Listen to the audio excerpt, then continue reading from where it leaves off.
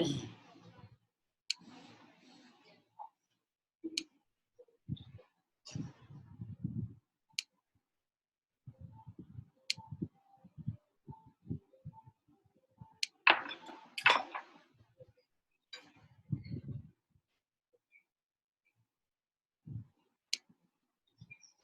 I want to believe that everybody has good evening, everybody. How was your day? Please just manage the situation with me this week and whatever we're able to cover and interact together. Like I told some people who were in the office uh, this Monday, and I told them to go back home and review their portfolios. And I'm sure many of them must have reviewed their portfolios. So if you have not reviewed your portfolio, try as much as possible to do that because without portfolio review, you probably may not be able to measure your progress so far. And like I've said, we do not need to do this business anyhow. If you are doing it anyhow, I can tell you, you will not enjoy the efficacy of the whole thing. Okay. Now, I think it was the last time I was telling us about.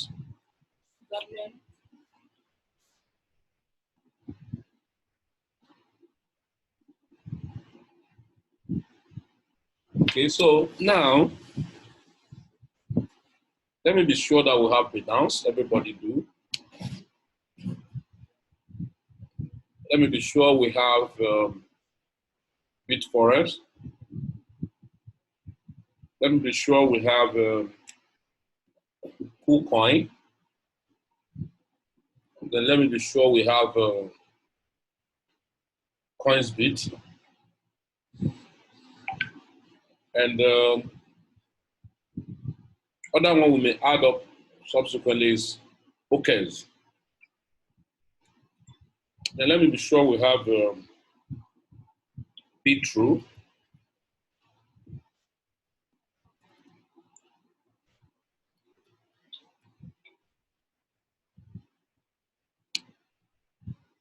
Okay.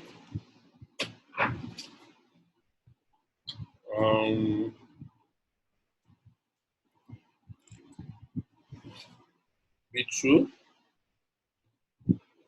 Just a moment.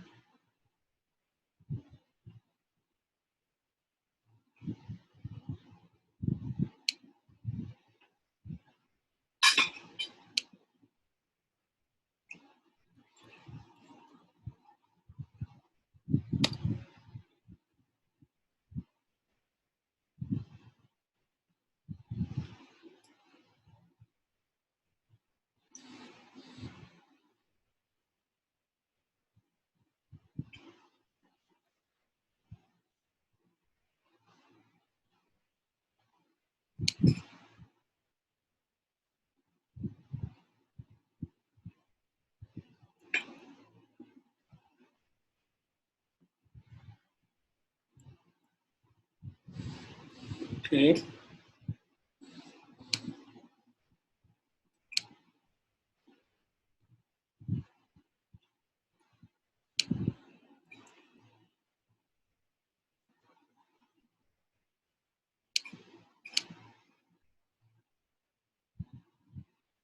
Just a moment.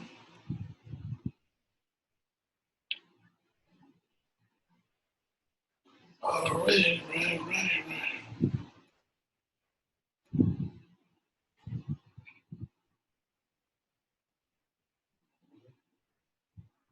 Just come in and try to bring up the network.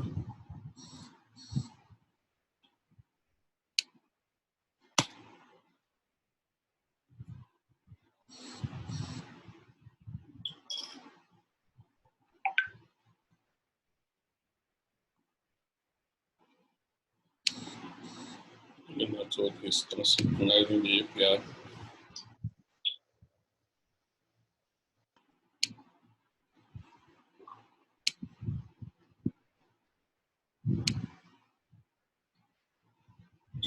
Yeah, Polonex is not too compulsory, though I have Polonex.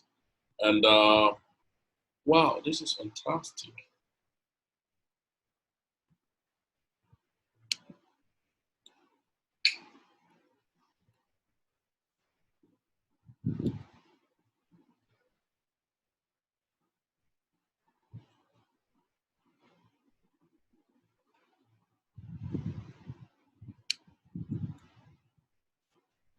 So Polonex may not be too compulsory, but as part of the exchange, because over time, it was Polonex that have started lending, borrowing for a very long time. Okay. Maybe over time we may have to. Bitrust was an old exchange that says something global, international, something like that. Yobit, the only essence of Yobit is for my EDC. So expected, some of us to have Yobit. So, but on the top line, you have to look at your Binance, your Bitforest, your KuCoin, your Coinsbit, your Bitrue. The whole essence of Bitrue is that I'm going to show us right now. Why is fellas keeping Bitrue exchange? Maybe we'll come to that. And, PG.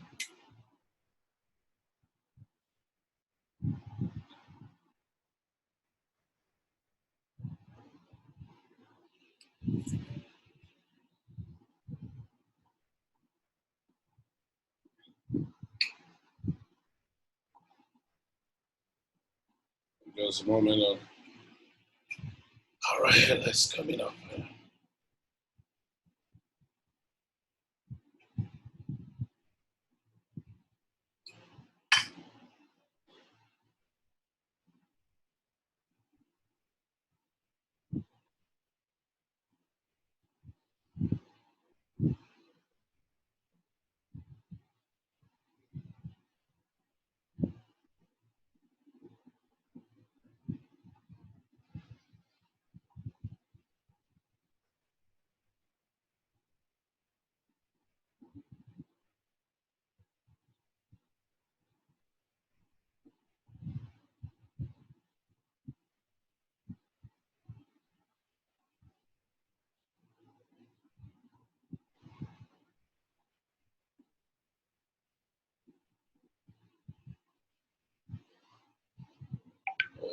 Okay.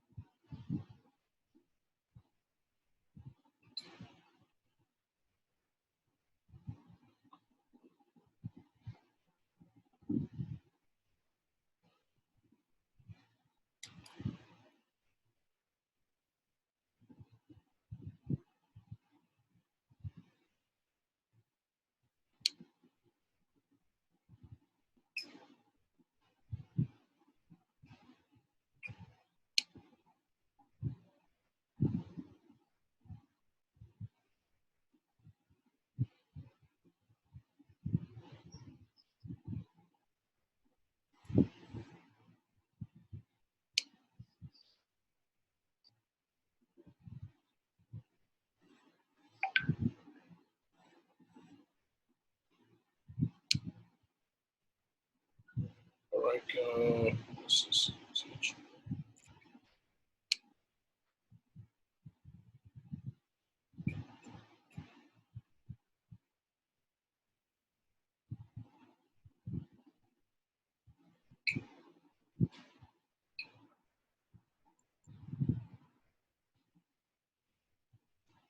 okay, there we go. Let's go to Binance. So I'm going to use Binance. I remember I told us about this coin. At any moment this coin come down, we should buy. And ICX, that was when? Let me check.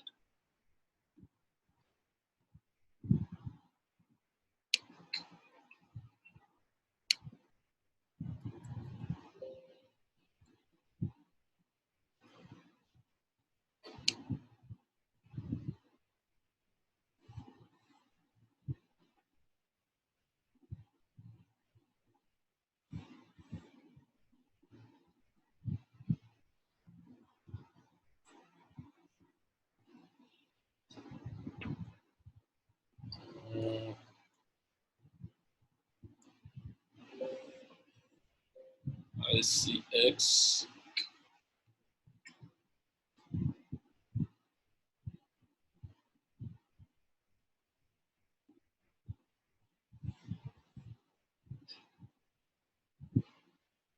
Okay.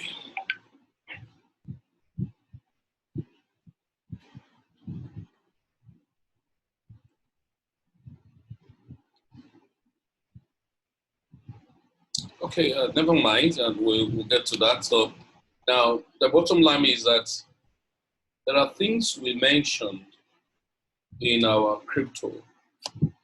We said everyone having their account open, right? Like myself, I have several Binance exchange platform, and but you can only verify one out of those accounts.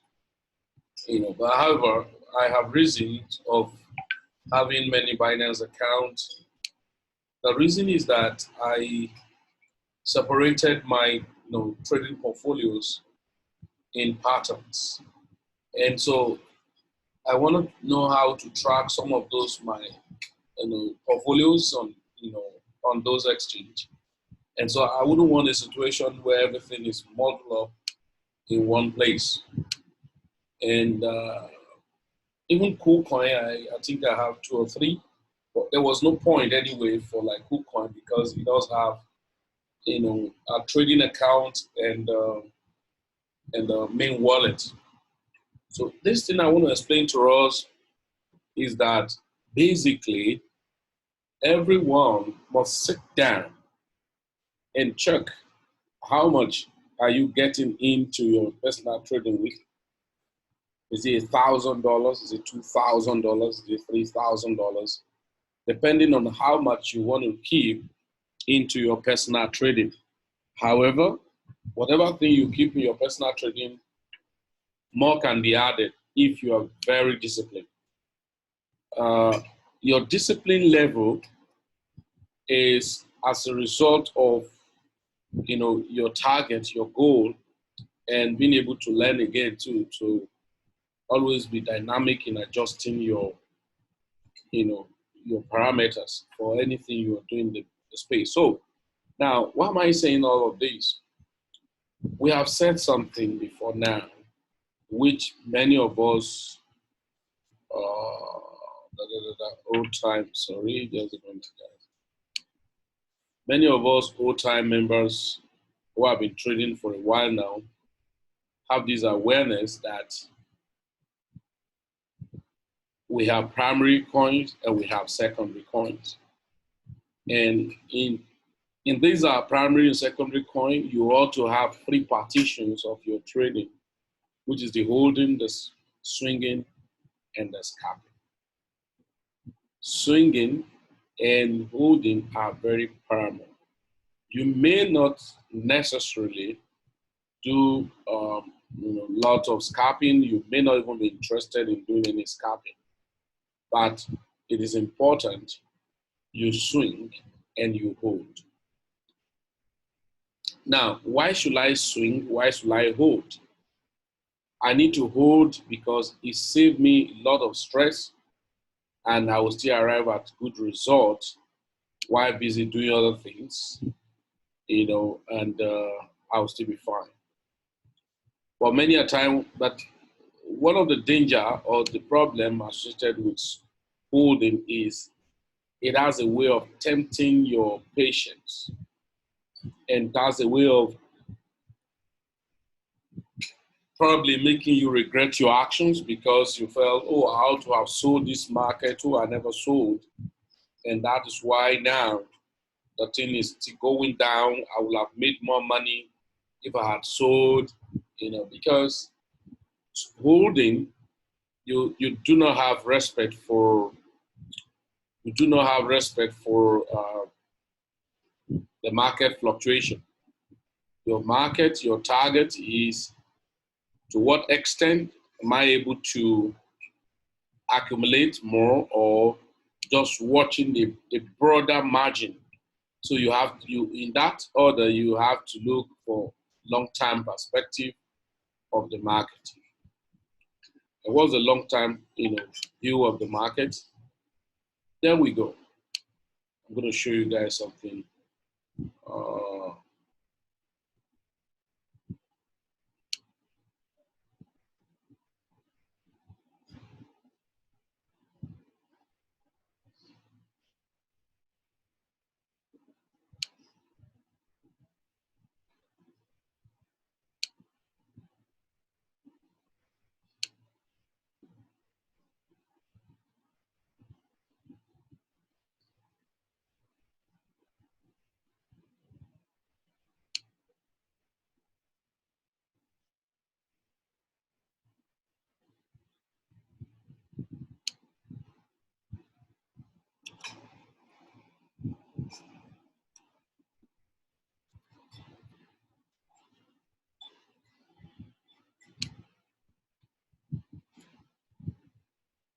okay, so I've told us here about having your primary and secondary coin. For some of us who have been trading, we already know what primary or secondary coins are. Primary coins are coins or altcoins that have similar character or pattern with BTC, and that have both direct and indirect impact, or BTC cycle have a lot of impact on them, both negative and positive. So these are coins that already have some established facts and use cases or sentiment in the market to believe to be a strong coin. And so those coins are not struggling to be accepted by people. It's easy for them because of their capitalizations. And number two, their convertibility to BTC. And number three, their availability on different exchange platforms, beyond just one or two. And other factors that those coins, the many exchange platforms being listed on are always strong exchange platforms. So these give kind of sentiment and preference to some of those coins. But the truth is this: those coins don't pose fears on you holding them, because you can call them an established coin if it's permitted to say that. And so on that note, we tell people most of your coins that will be on your holding coins should be from primary. So your holdings, portfolios, coins are meant to be primary coins. And examples, we're going to show BTC itself, Litecoin, Ethereum, EOS, NEO, and some of those other coins like Chainlink, Digibyte, XRP, and so many of those coins we mentioned before, BAT, and so they are meant to be in your holding positions or portfolios. Then there and there, you can still have some of these same coins in your swing. What do we mean by holding? You buy the coin, you keep it there. You don't even set price for any reason. You just leave it there. And then after some month or year or 2 years, the market has gone up very well. Let me use an instance. Somebody who bought Bitcoin at $3,000 last year, and he could perhaps say, hey, I'm just keeping it when I see Bitcoin at $20,000 or $30,000. And if he had an emergency when Bitcoin is $10,000, he can still liquidate that money and still on good profit. One of the biggest advantage about holding positions is that it gives you percentage of profit that you never imagined, but as a way of testing your faith in what you are doing, to even make you look foolish that you do not believe in what you are saying per time. And so that's why we encourage everybody to ensure that no matter how little it is, they have some coins in their holding positions. Let me show you something.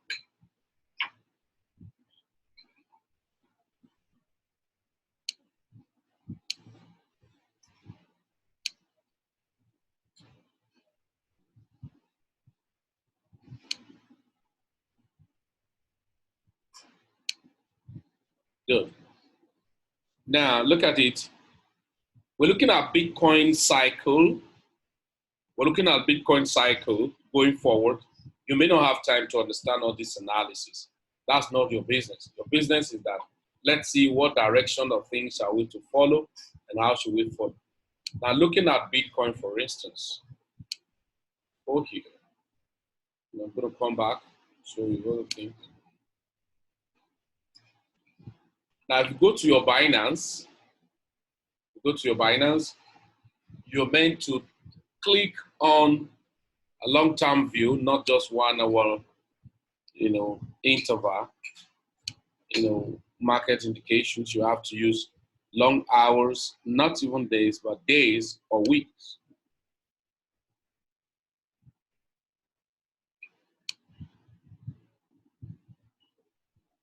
There we go to month. Okay, so month is better. Now, if you can look at BTC right now, BTC is trying to recover back to where it came from in 2017. Last year, 2019, it tried as much as possible to break up, but it never did. In the month of June, that was the highest all-time high BTC recorded. That was about $13,500, give or take, in 2019. And towards the end, BTC came down.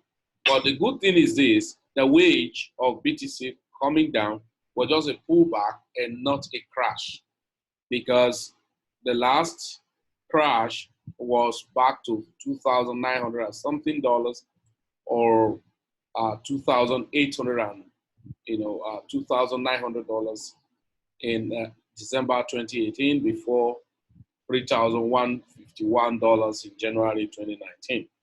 And it actually maintained an upward momentum, even though the market pulled back over time. So why am I showing you guys this chart? I'm showing you guys this chart to understand this correlation.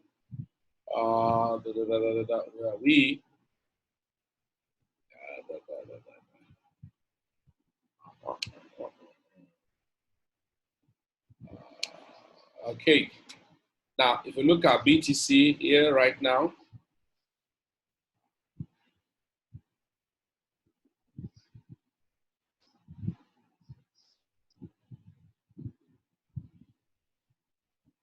so all these coins,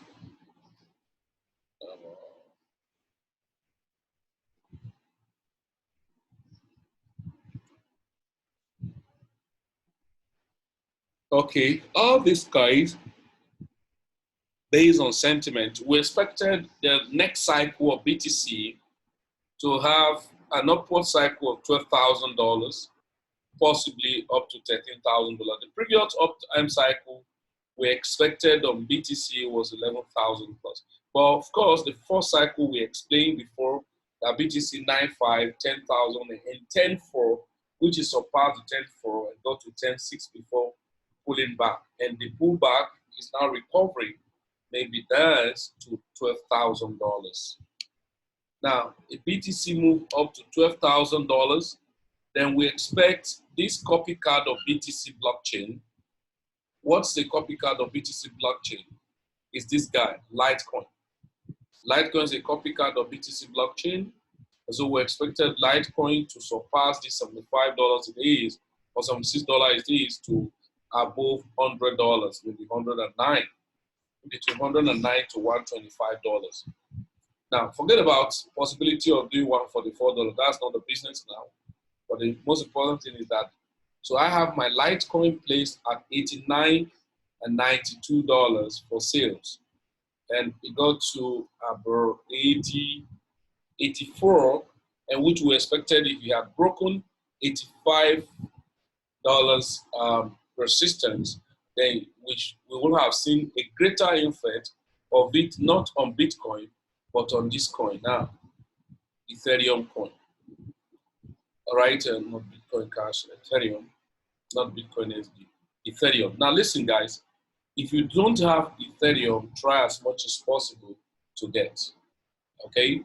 So all these coins I've just mentioned, for instance, Bitcoin, okay, Bitcoin Cash, Bitcoin, Litecoin, Bitcoin Cash are coins that you are expected to have no matter how little fractions. You know, if you look at it here, Bitcoin Cash continues to follow the algorithms and have broken 445 initial target. So it got more up, you know, before it was, you know, ravaging back down again, and which we expected, you know, light Bitcoin Cash. I have some of my prices of Bitcoin Cash of the all-time high it did last year was $500. So I have some of my prices set at $500. But with expectations of some of the analysis and sentiment were to like looking at Bitcoin Cash to probably give a lot of surprises to boom up to about $700, give and take. Now, Bitcoin SV, well, you may not have this coin. I don't want anybody to buy it. So it's a coin that we moon very seriously, but it's not an established coin like other altcoins. But of course, you know, it's a fox from Bitcoin itself, and when they have Bitcoin SV and Bitcoin ABC and all of that. So also Bitcoin FBC is now what formed the blockchain of Bitcoin Cash, and then having this separation, it was a hard forks. Okay, now you may not look at the chart, you see the breakout. You may not necessarily go to buy Bitcoin SV, but Bitcoin, Bitcoin Cash, Litecoin, Ethereum are coins that, if you look at this chart here, as Ethereum is supposed to like probably may surprise a lot of people to spike crazily above 300 and something dollars, up to even $500 over time, and probably get to $800 of give and take. But the long-term view of Ethereum is actually to record minimum of $10,000, maybe in the next 1 or 2 years, possibly. Now, Ethereum, XRP is a coin that you should have. Like I've sold some of my Ethereum XRP and wait to buy down, you know, but I've started ladder buying. So I'm going to show you guys something. NEO is a coin that you must not forget, even if it's one. Right now, one NEO is about $15. So you can look for $30 to buy 2 NEO. But NEO may surprise a lot of people over time. EOS is another coin that's so strong you must not, you may forget about this coin, but it's a good coin that you can buy, but forget about it. But I told us to have, as much as possible, try to have some fractions of BAT. Okay, and these are primary coins, okay? These are primary coins. IOTA, don't bother about it. I'm trading IOTA, but I can't expect us to waste that. Quantum, it's a coin that actually will record a lot of upward trend as time goes by because of some of those technology around it. OMG, that's of Nesego. It's another good coin. And Monero, it's a private blockchain system. You can buy some. Even Zcash, okay. And what I have this coin for a very long time, so forget about this. So Dash coin is a coin that you can add up to your primary coin. So now, having said this, look at what I want to show you guys. Having said this, most of these guys, what's happening? Excuse me.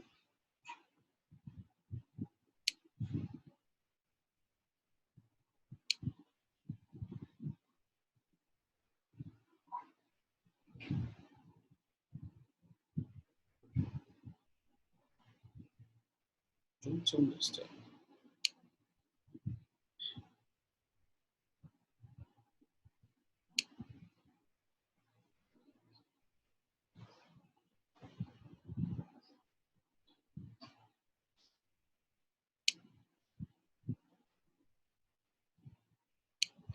This mama can never came for me, so no problem.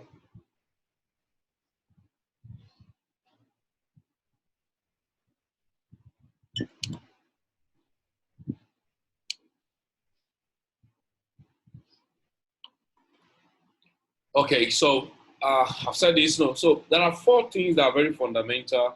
As some of us who have been trading for a very long time, maybe need to make a review to it. Number 1, you go to the market. Well, number 1 that's very fundamental is One, price. Okay.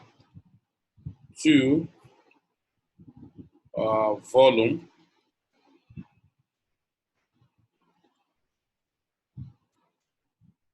Okay. Three, support. Four, resistance.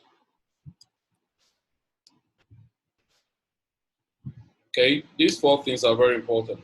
I've explained to us, some of us like who attend meeting in our offices in Port Harcourt. I said, first thing in any market will tell you to buy.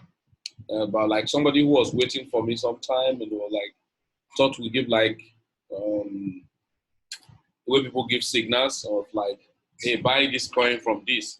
Occasionally we do that, but not all the time, you know. So buy the coin at this Satoshi, set at this Satoshi, sell. We love to see our community grow up to be more proactive in identify the strong side of crypto. Look at it. BTC is trying to still pull back because it was not satisfied of its pullback, I think the last.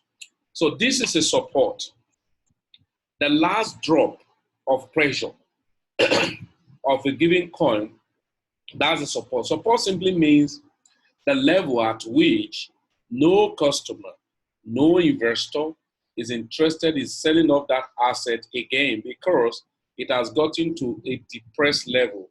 If you check the cheat sheet, the cheat sheet of stock market where you check to disbelief level. Now, as BTC was coming down, it created a lot of support level.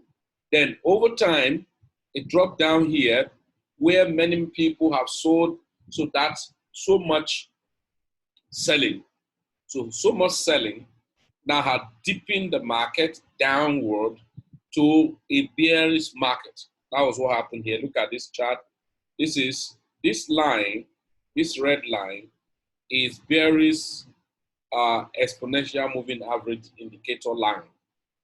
So this is an indicator line that shows, oh, this market actually has witnessed a bearish market. So most time when I'm coming to the market and I want to buy a coin, like the way BTC is now, fine. If I want to sit back and buy, but if it were a coin that maybe we're trading often, I can't buy BTC again at this point. Why? It actually broken out, you know, for a while. And though what we're expecting in BTC is still upward trend, all right? So you can see the last it did before it did drop was $10,381. And so when it came back to 9,000 plus, fine, that's a good buy. But right now, what am I supposed to do? This is the support of a coin, and it has not gotten to any resistance whatsoever. Okay, so the resistance simply means the level at which people are still willing to sell. So it creates a pressure from all for a coin to take a reversal. So at that point, many people have made good money. We have people who bought Bitcoin at $6,500, $6,200, $6,300. And there you are, they are seeing Bitcoin at $10,400. At that point, they have to sell off. Now listen to me. We tell people you must not buy coin at its root. But that's what most people do. Most people do this. They are always not convinced to buy a coin when it's at support level. And that's what we call buying zone. They don't want to buy that time because they are looking at, are you sure it will go up? Are you sure it will go up? When is it going to go up? Let me wait and see when it goes up. When you wait and see it when it goes up, you've already missed the money. You are meant to buy when it's still down and waiting for it to go up. So if you're waiting for it to go up before you buy, of course, you're going to FOMO. That's what we call fear of missing out. You are meant to buy a coin when it's at a support level. And at that support level, nothing is so interesting. You know, it's very sluggish and all of that. That's the time you buy. So I'm just using BTC as an instance. Now, going by this, okay, going by this, let me use Engine coin.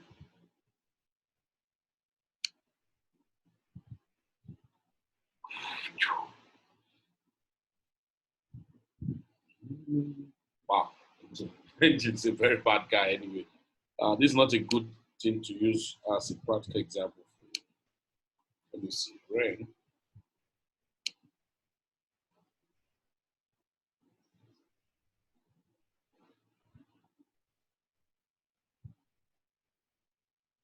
Fantastic. I love this.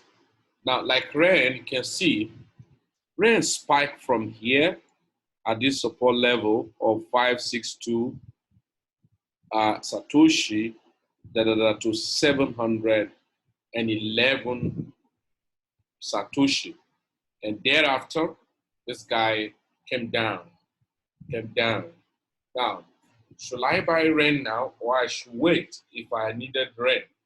I will wait because rain is likely going to drop more, either down to what it was here before, which was on the 16th, or almost to. So if I want to buy rain now, I wait probably when rain was have dropped to 580 Satoshi, I buy some. Then it dropped more further, I buy some. Now, never you regret the one you bought now and the market crashed below your expectations you were calculating. Never you regret it. All you need to do is to wait and set your price for sale when you must have calculated that the price you were selling had given you profit. So this is a support and this is a resistance. And other thing I told people is that when you come into the market, go here on the exchange, you check 24 hours volume. When you check the 24 hours volume, if it's rapidly adding up, try as much as possible to buy some of those coins. Let's say you come in and you see rain, this volume is just adding up very fast from 54.67, the next move to 65, the next is 65.77 in that order, and just adding up more. Then you should know that the market, even if it's stagnant like this, you should know that the next move of activities about that coin is a spike. But it doesn't look like it when the opportunity presents itself. It looks odd and looks unapproachable. And but I always tell people that's the best time to take decision and then buy the coin, and then probably if it's a primary coin you want to hold, you send it to your external wallet or any place you want to let the coin to be held. Then you place price for the other one, which is the swing. When you buy a coin and place a price ahead of time and at least a good margin, that's what you're doing practically is a swing, because you can sell and repeat the actions, buy and repeat the action, buy. But please take note of something very, very vital. In your swinging, don't swing too many coins. You want to face only Litecoin and Ethereum, face only Litecoin and Ethereum and swing it. But in the time when you want to swing Ethereum, Monero, Zcash, so many coins at a time, your money are going to be in piecemeal and you perhaps may not record a good result at the end of the day. Okay? So many a time, this is it. Let me go back to a simple routine.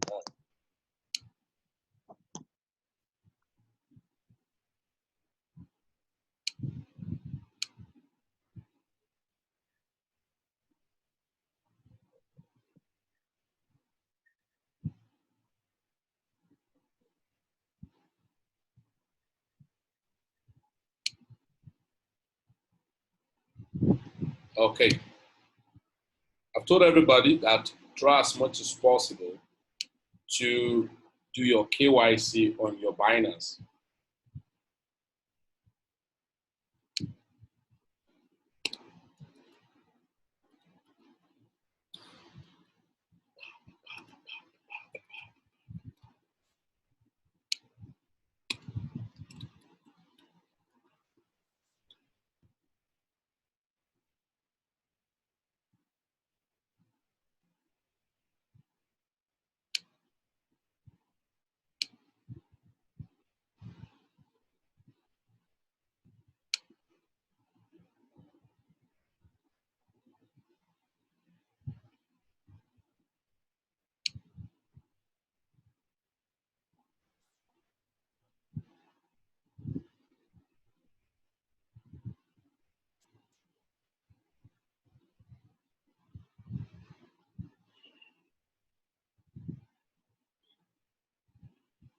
what's happening for this, wasting our time.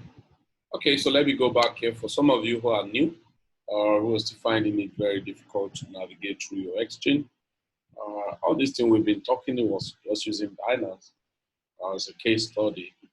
Other exchange platforms to have their own pattern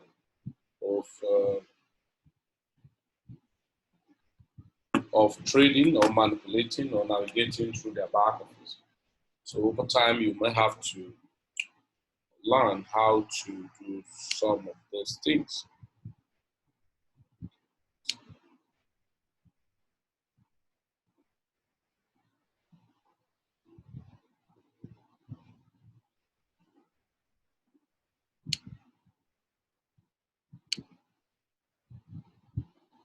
Okay, okay, okay, okay. There we go.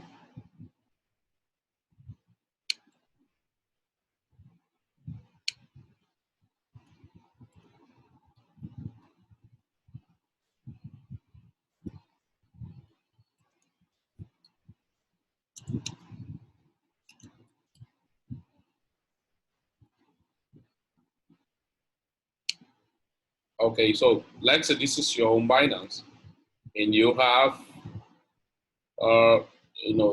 verify your account, or you're about to verify your account, and now you want to deposit money into your account and whatever. So of course you need to click on your wallet, but I haven't credited money into your account using your BTC and all of that. The next is to go to trade. Before used to be exchange, and you click on advanced or basic.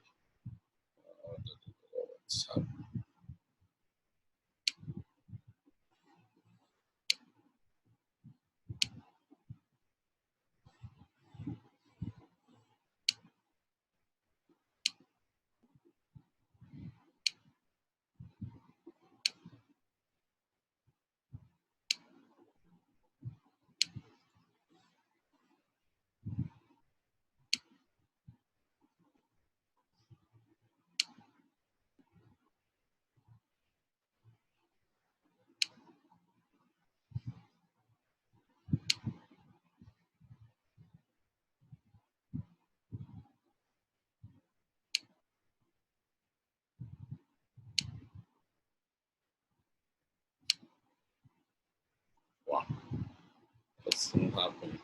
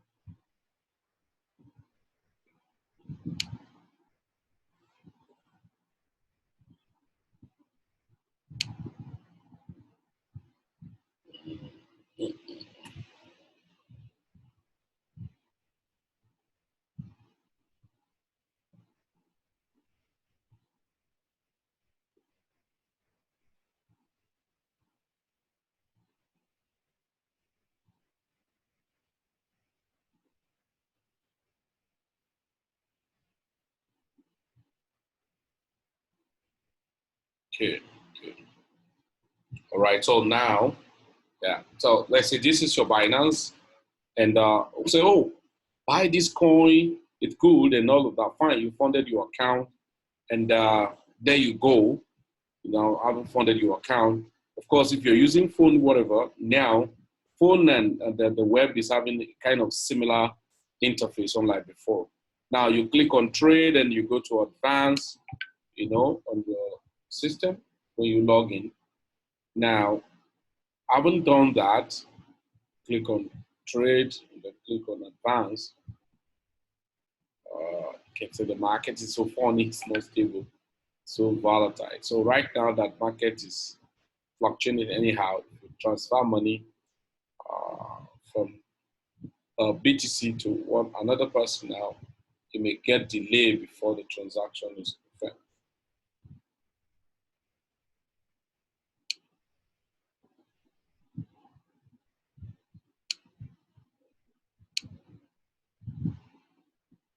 Okay, so please, I said something before.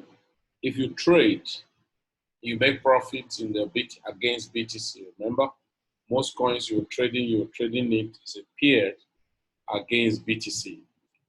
So if the price come down against BTC, then you have to exercise patience until the price go up against BTC, which means we recorded some profit.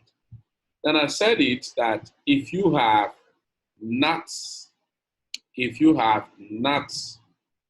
uh, convert, your earning or your profit, you have not converted your profit. Sorry, I don't know. The net was so funny.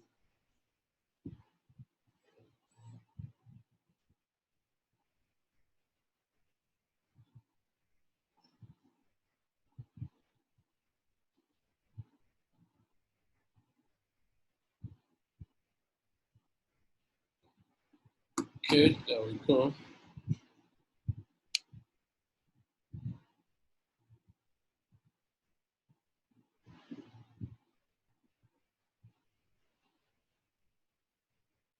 All right, there we go.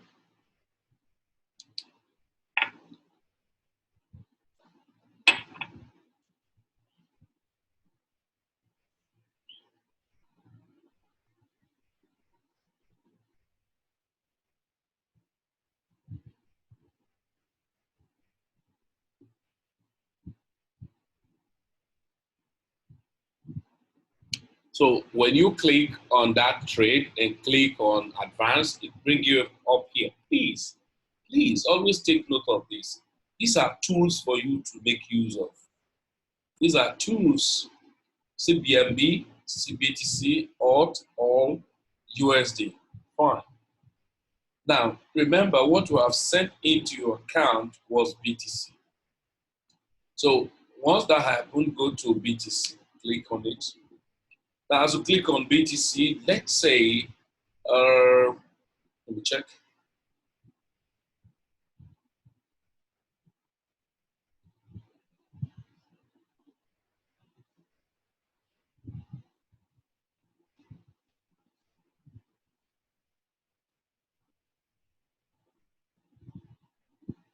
Okay.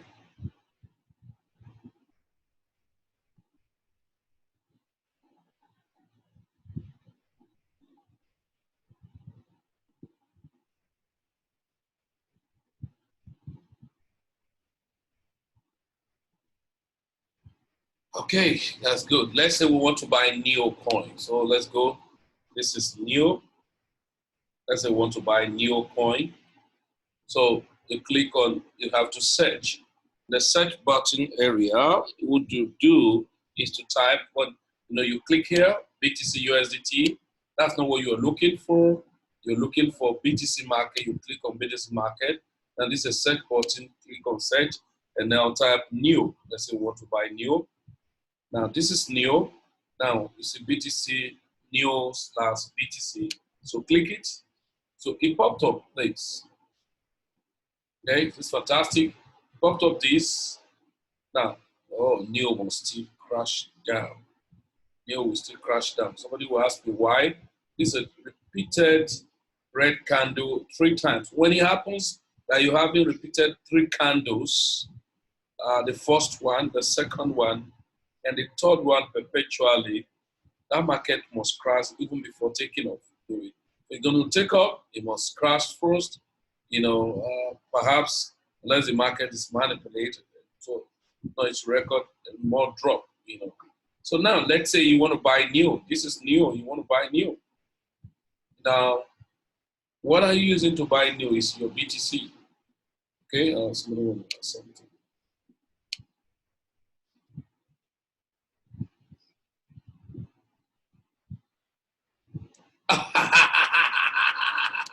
let, let league let league hit 3 candles of time. The guy is being so stubborn.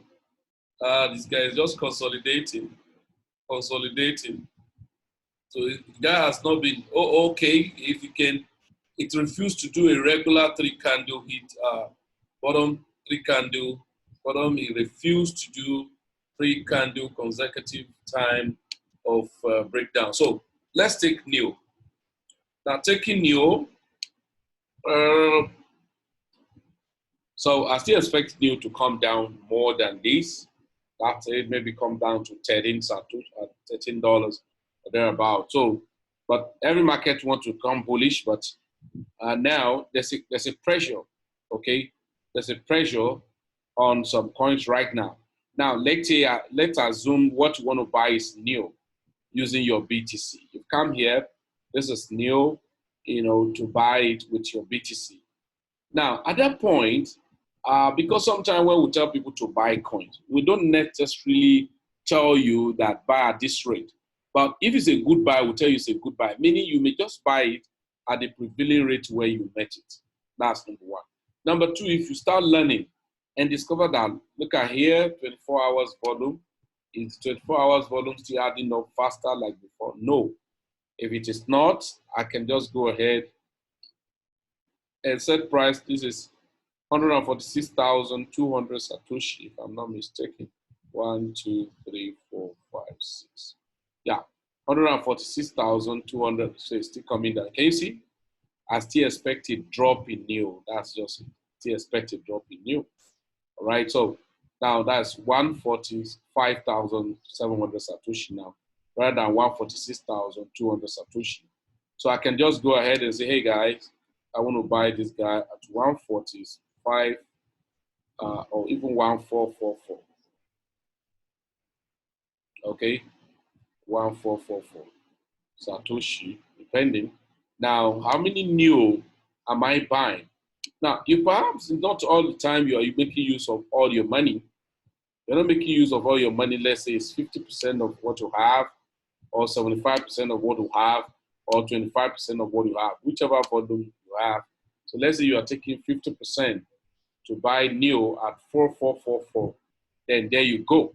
You click on buy. Now, once you click on buy, it's going to pop up, say, buy order created, submitted, exchange by limit by orders for 3.14 NIO by using BTC. So what happened? Now, what has happened is you have placed price of this rate to buy NIO from the money you have. Then where am I going to see it? Look at it here. You can see NIO. NIO at this rate, at this amount, and all of that. Now, if you look at some other market I said expecting some more drop, and it was just a mere pullback, was BTC, USDT. So I want to sell BTC to USDT. I want to buy, sorry, at 9,150. But the guy never agreed to go down there before you move up, okay? So, but this is what you do. Now, somebody may want to ask, what if after I set this price, the markets refuse to come down there? Then forget about that coin, okay? Sometimes you don't need to over adjust your market. You just meet the prevailing price or market price. Set your price, go away. Anytime it's being bought, then you decide. That particular coin, even when you're buying it, you already decided, what am I going to use it for? And so if you have decided, you know how to go about your market. So if, for instance, they have bought NIO for me, let me go to this place. So,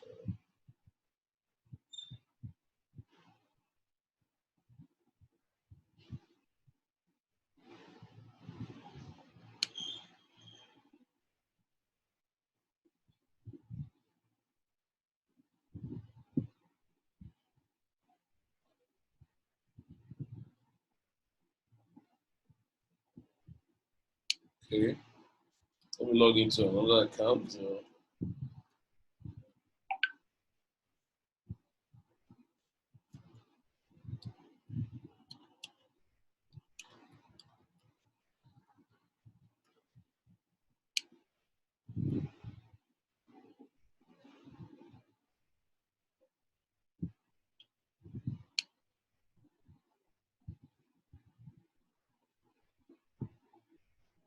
Okay, let's go there.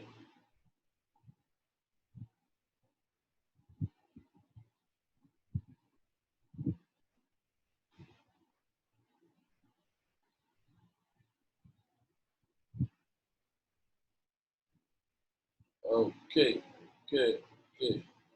All right, there we go. This is 24472.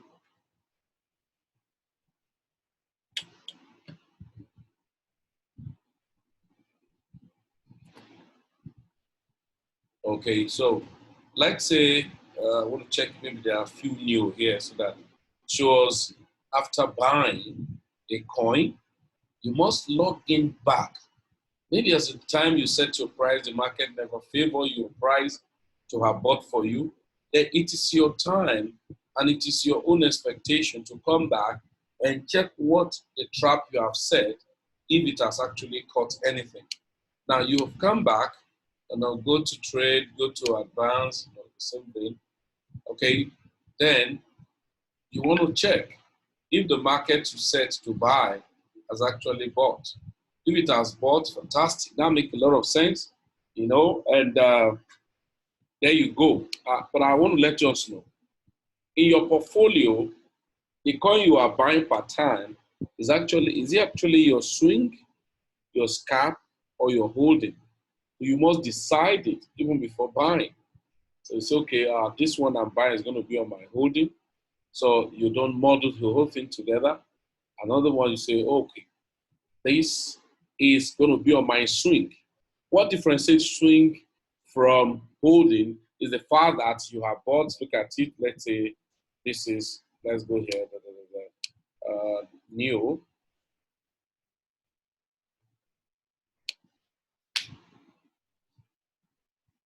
Okay. Yeah, you can see new.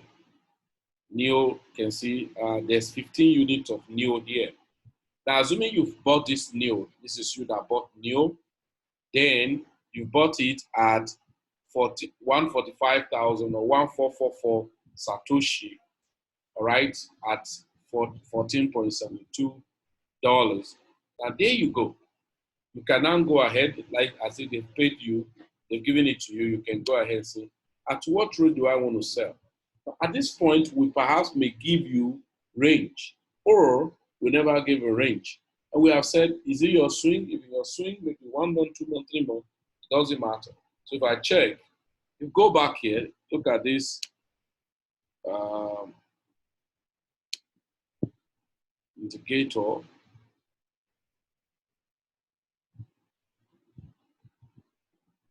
Okay. So if you look at it now, NEO is just trying to recover for a very long distance. This is 274,000 Satoshi. There you are, you bought it, you are buying now at 144.44 Satoshi. So you can use this, which was this period, 2019, okay, April, and all of that. So is NEO going to do something massive? Absolutely yes. Because look at NEO will recover and overtake the previous time, 2018 all-time high. So NEO is a good buy because it's still at the bearish market. You can see the EMA indicator line, bearish market, the support there, the support, and then the bullish market. So what do I need to do? I go ahead, okay, this is 1.4. So by the time it's going to get to 2, it may take some time.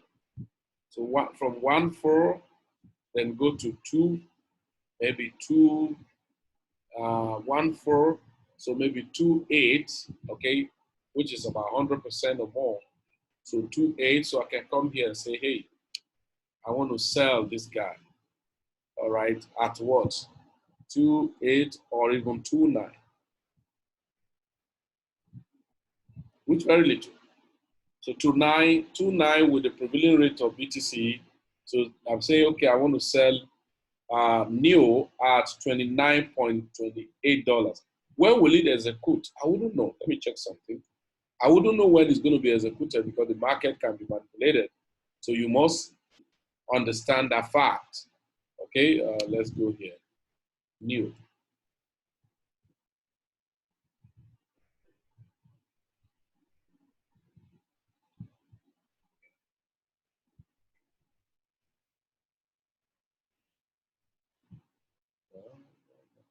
Okay, okay.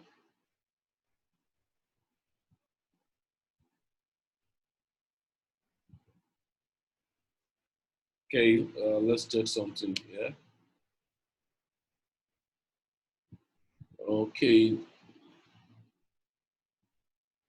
NEO is driven by China demand for cryptocurrencies as people refuse to use physical cash due to health issues surrounding the coronavirus. NEO has formed a private cup and handle, uh, and this type of pattern is what $1 million investors always look for. So normally resembles okay, blah blah blah blah blah. Let's go here. Okay, okay. Now similar blah blah blah blah blah blah. Price upward. Target at $18, then potential 29, then surprise move to 35.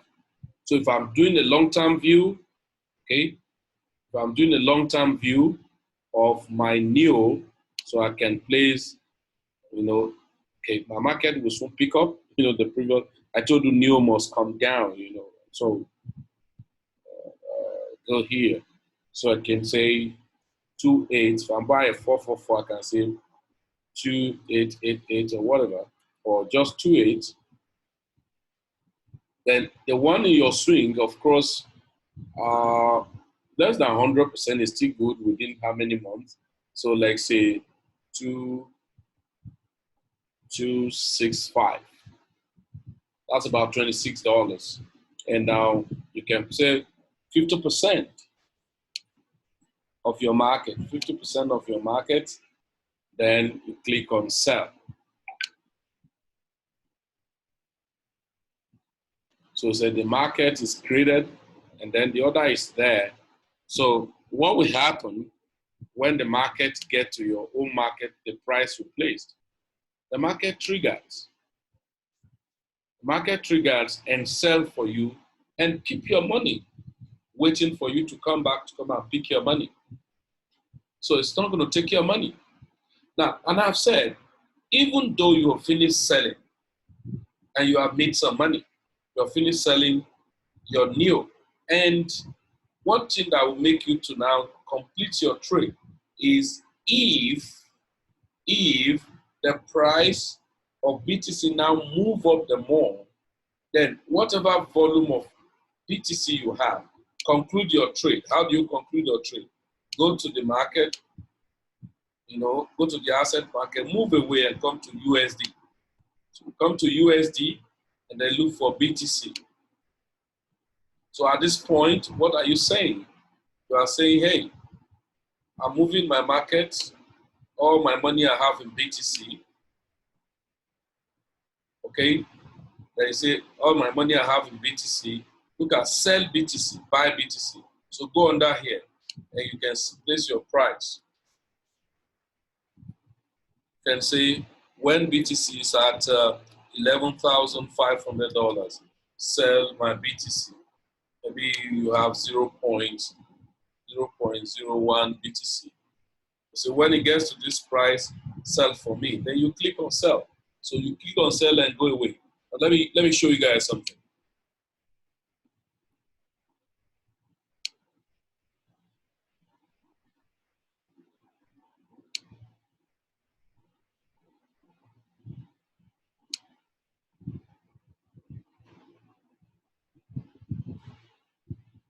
Can you see something? I have EOS placed at $9, EOS at $10, Litecoin at $160, $165, IOTA at this. Since when? Last year, June. These are long term. Even it's swing, but it's more or less like holding. So you can see June. Okay, June. Ethereum at $400, which will happen anytime soon. I'm even canceled my order for Ethereum at $400. Okay, since last year, Litecoin, Ethereum $385. Okay, that was since last year, June. Ren, look at the prices. Ren. So much Ren here. Dusk, even one chain, AE, this AE Eternity. Okay, I'll check it thereafter. So Matic. So now this one now start this year. Okay, December. Look at December, March, 25 December. So my Christmas Day. Christmas Day, I think I was at Abuja International Airport. It's 25th, and I think I set the price there on the 25th of December 2019. You know, so it continues in that way. Okay, all right, you can see market has been said, so it's none of my business, so I'll move away. And then, so you were placing it and say, okay, now that you have made some profit, I want to sell it back to USDT. What you have done invariably is that to stabilize your money, even if BTC is going to pull back like what it did here, somebody who have sold here will wait for the market to pull back here.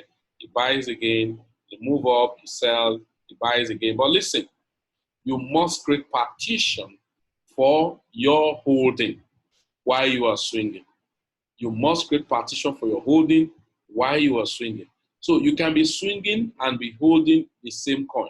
I can swing Link, for instance, swing Litecoin, and swing Bitcoin Cash. Then meanwhile, I will have fractions of them in my holding position. There, I continue. Anytime, because what I normally tell people is this: you must learn how to sell every spike and buy every dip. But while doing that, you must create partitions of your asset that you don't even bother to check, no matter what the market is doing. If not, you will be wumbling about and be wasting your money. If you say, hey, I need to sell everything, that when it comes back, I buy everything. While you are waiting, you can be tempted because the time may take longer than you ever expected. So you will be like, oh, my God, what should I do? You do nothing. When the market has moved against you, you do nothing. That's the best option. But you try to say, let me adjust it here, let me join this, let me put this, and then you're going to miss the opportunity. So practically, I bought the coin, NEO, and it gone up. I sold to BTC, right? So if I'm selling NEO to BTC, of course, we've set the price already. NEO.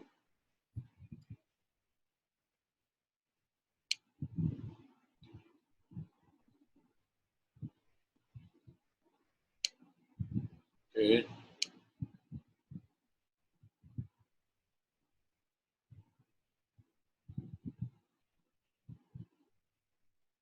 Okay, so very possible the other NEO I set in the other account must have been bought. Okay. So there we go. You bought NEO and you sold it. Let's say you want to sell NEO, to BTC. The same thing. You know, say this, say 2,000, so 276,000 Satoshi. I'm just using an instance. That's $27. Then 50% of that. So click sell. Now the moment it's being sold, then you can convert back to USDT. Or if you know that all the market spike and they are going to pull back, which sometimes we normally explain, going to pull back, you can sell your NEO straight to USDT.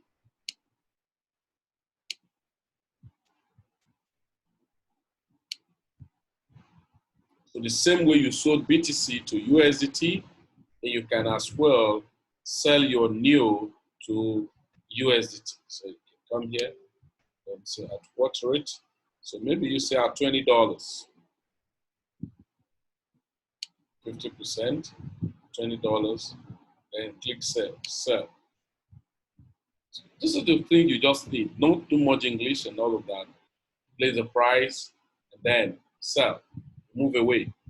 So anytime, but you must make sure that you've created a partition of the holding that you're not going to touch. Remember, it's not all coins you hold. You hold primary coins, and primary coins that have, future and what they're going to be used for. And so that's why you must create partition for holding while you are doing your swinging. So I think that's one of the major things on Binance, other exchange platform. But I think over time we can explain more about them. So please, if you do not have Chainlink, Linkcoin, Ethereum, Neo, Bitcoin Cash, and some of those coins, please try and get. Even if it's $10 on each of them, try as much as possible that you have some and keep, because they're going to do magic, and with less stress can make good money. Now, the last but not the least, what I've encouraged everybody, time without number, was this aspect of Binance.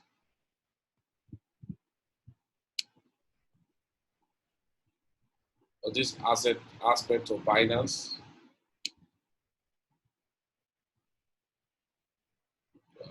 Let's go here. Let's go here. Okay, so there we go. I've told us, in order for you not to be under financial pressure, you can make your main account in Binance to be doing a kind of separate trade. What do I mean by separate trade?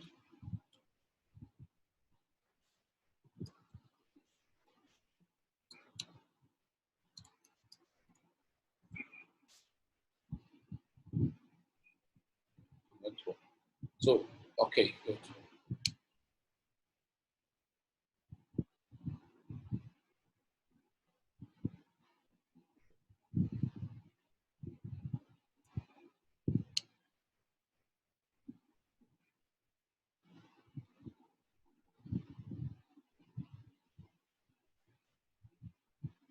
There we go.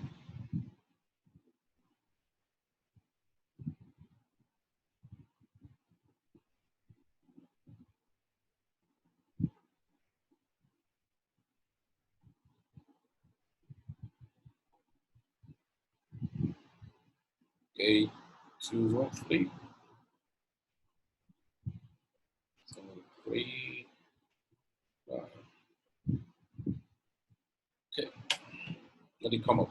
So please, if you've not verified your Binance, especially most of us in Nigeria, try as much as possible verify your Binance so that you can deposit the highest.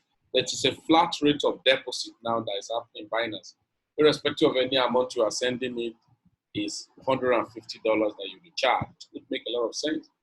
So what I encourage everybody is that the account you've been able to verify, then you can use it for two major things in your Binance. First one is to deposit your Naira and be converting it to BNB at any good interval of spike and retrace, spike and retrace. Second is to buy any fraction of BTC with it, and then every spike and retrace you can sell. And that one is already a liquid money. So anytime you've made some profit and you are at least need of some money, you go there and then you can get the money withdrawn. Let me use an example. This is this. Let's go here.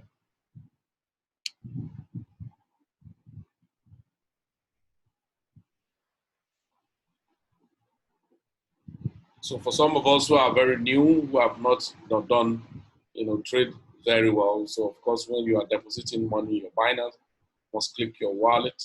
So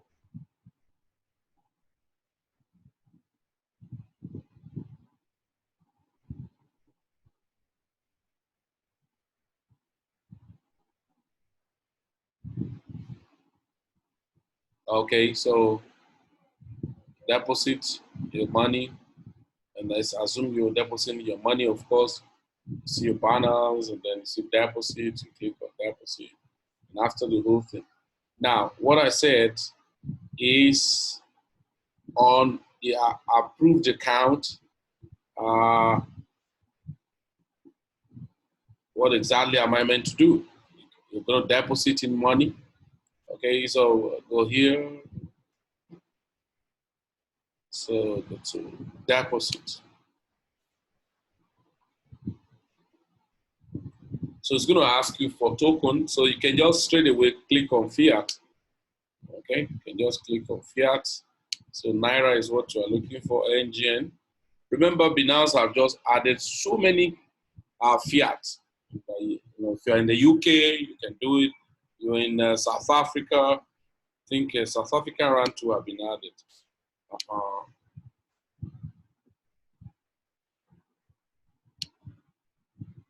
think South African rands was added, so it doesn't matter what matters. That look for what you are looking for, get what you're looking for. So NGN, then choose a deposit method.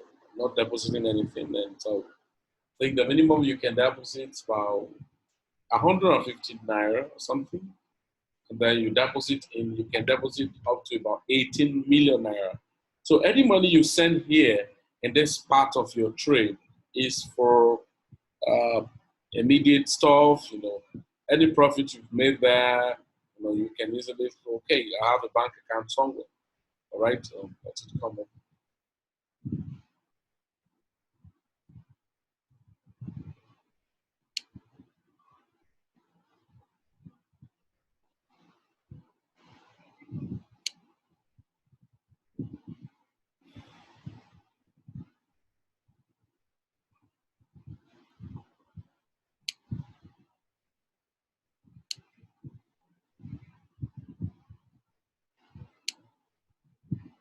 So look at deposits, and so how much? Minimum 150. So let's say you are sending in, you know, 100,000 naira. So you're sending in 100,000 naira. So are you using card or you're using bank transfer? You know, so let's say it's card. So card. And if I'm making use of bank transfer,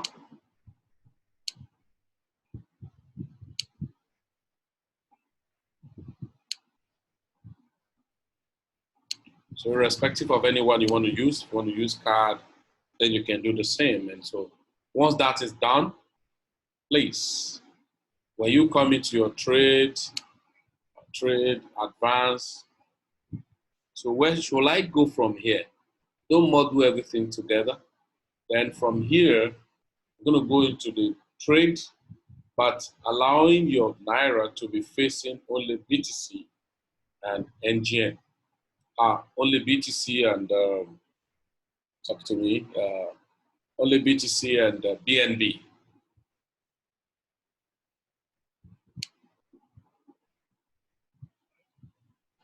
So if I click here, BTC slash USDT.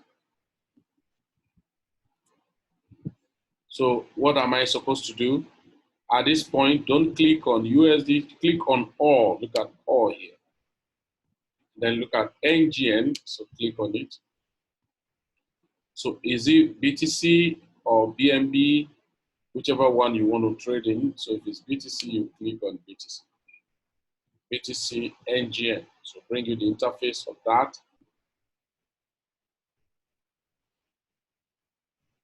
So there and there, you want to buy BTC with the money was sent to you.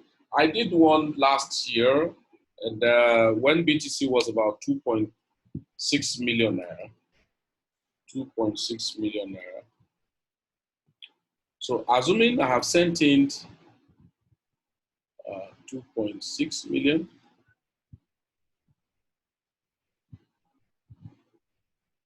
All right, so assuming I've set in this amount and I want to buy BTC worth of 100,000 naira that you have sent in by yourself, your from your bank account, what's going to be the volume of the BTC is this. And just keep it. Now, when BTC got to 3.7 million,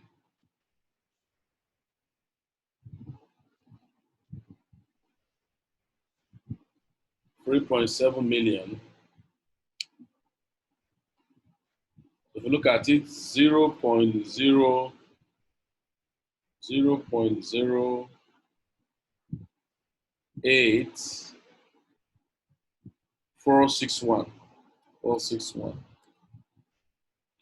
Then you say, okay, don't worry, I'll get sold for 100,000 naira. Sorry, this is 38. So that means that money now is 142,000 naira. Just sell it. Any good spike in BTC, sell it, and then wait for a drop, buy it back, and then you are now increasing your naira, twisting between BTC as an instrument, BNB as an instrument. So you make the profit, you wait for it to reverse down, buy back, then in that order. So that makes a lot of sense. Okay? So don't model this together. You can have the account that's been registered. Keep some of those things there. Why you're doing other things like keep maybe Naira conversions to NG, Naira to BNB, Naira to BTC, keep it in my verified account. And then why others can now be doing the usual trading of BTC pairing with another altcoin. So I think that's just the major things tonight. And like I told us, I'm going to send us some review of some coins. But if you have non-Ethereum, Linkcoin, Litecoin, Bitcoin Cash, NEO, EOS, if you don't have any of these, try after these interactions, try and buy your BTC fund and then buy some of them. Okay? So ladies and gentlemen, that's just a basic tonight because it's like some of us who are very new, we may be battling with a lot of things. So that's why I don't want a situation where we go so fast. And I couldn't talk about the BitForest and all of that. So, but over time, of course, we're going to learn about it. And basically, what I will only show us on BitForest, which we always said, there are two major coins we faced on BitForest. Later, we added this guy to it. Two major coins we faced on BitForest is this guy, Green and Beam. Okay, don't joke with these two coins. And so those are the two major coins we're playing on. Then outside that, we're now looking at buying credit with our Ethereum and selling it to make more money to back to Ethereum. I do that very regular. So your BitForest can still do a lot of things, but basically what I do on the BitForest is to ensure I trade with ease. So if you look at it now, I'm waiting for Beam. Beam can still come down to the last price I bought. I think I bought at $6,300, 6,300 Satoshi, and then move up. Look at it.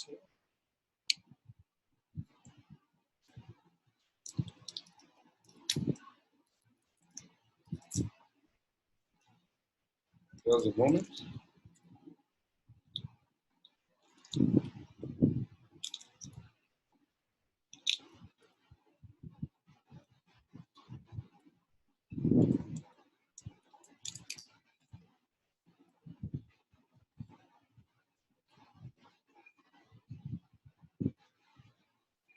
Beam.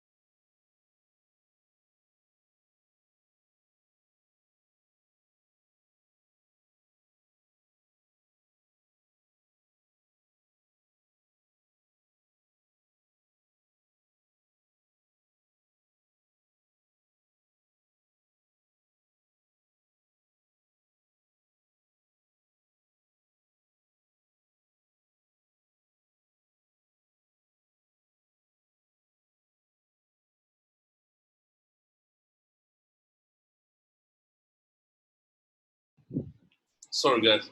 The network is so funny. The network is not too favorable tonight. I don't know what's happening.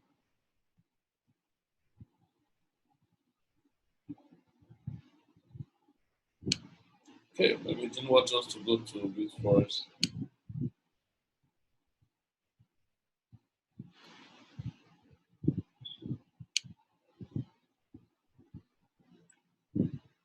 So then also just know that we're making use of Bitforest, KuCoin, Binance, or CoinsBit, and one other exchange that way. So, but we have to be very sentimental. Like what I did last week, last night on CoinsBit, there was a coin we bought. I think I was telling some about people who bought to sell. Many people bought at 99 Satoshi. That's about 3 weeks ago. And the coin did about 230 Satoshi yesterday. So if that is the case, that means to 200 Satoshi was already 100%. I sold at 185, 192, 195. So that means I've done 95, 92%, and 85%. That makes a lot of sense within 2 weeks. Now, but this coin actually is not a primary coin. That's the truth. Most coins that we're trading on CoinsBit are just like coins of trial by error. But these coins are, you don't have a proof of what project are they actually supporting. So it was just a sentiment of like, okay, let us follow. You know, a lot of people may take advantage of it, and those are. And once coin has come to that, once you buy, if you have done about 10, 20, 40, 50% of it, move out and go to take advantage of others. I think the network is so tempting. Okay, so I think then let us ask questions. Okay, you can see now this guy I set price at this. Is it going to come down? Don't worry. I set price at 14444. I'm sure it must have bought right now.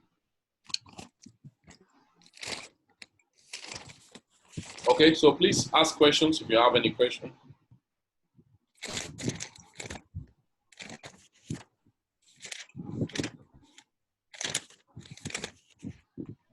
Hello, sir. Good evening. Yeah, hello. Yeah, good evening. Captain here. Yeah, Captain. Yeah. Yeah, I celebrate you, sir. Thanks for this wonderful, training and explanation of all this stuff today. I'm quite excited tonight. Okay, my question is this. Now you spoke about we deposit naira to Binance, right?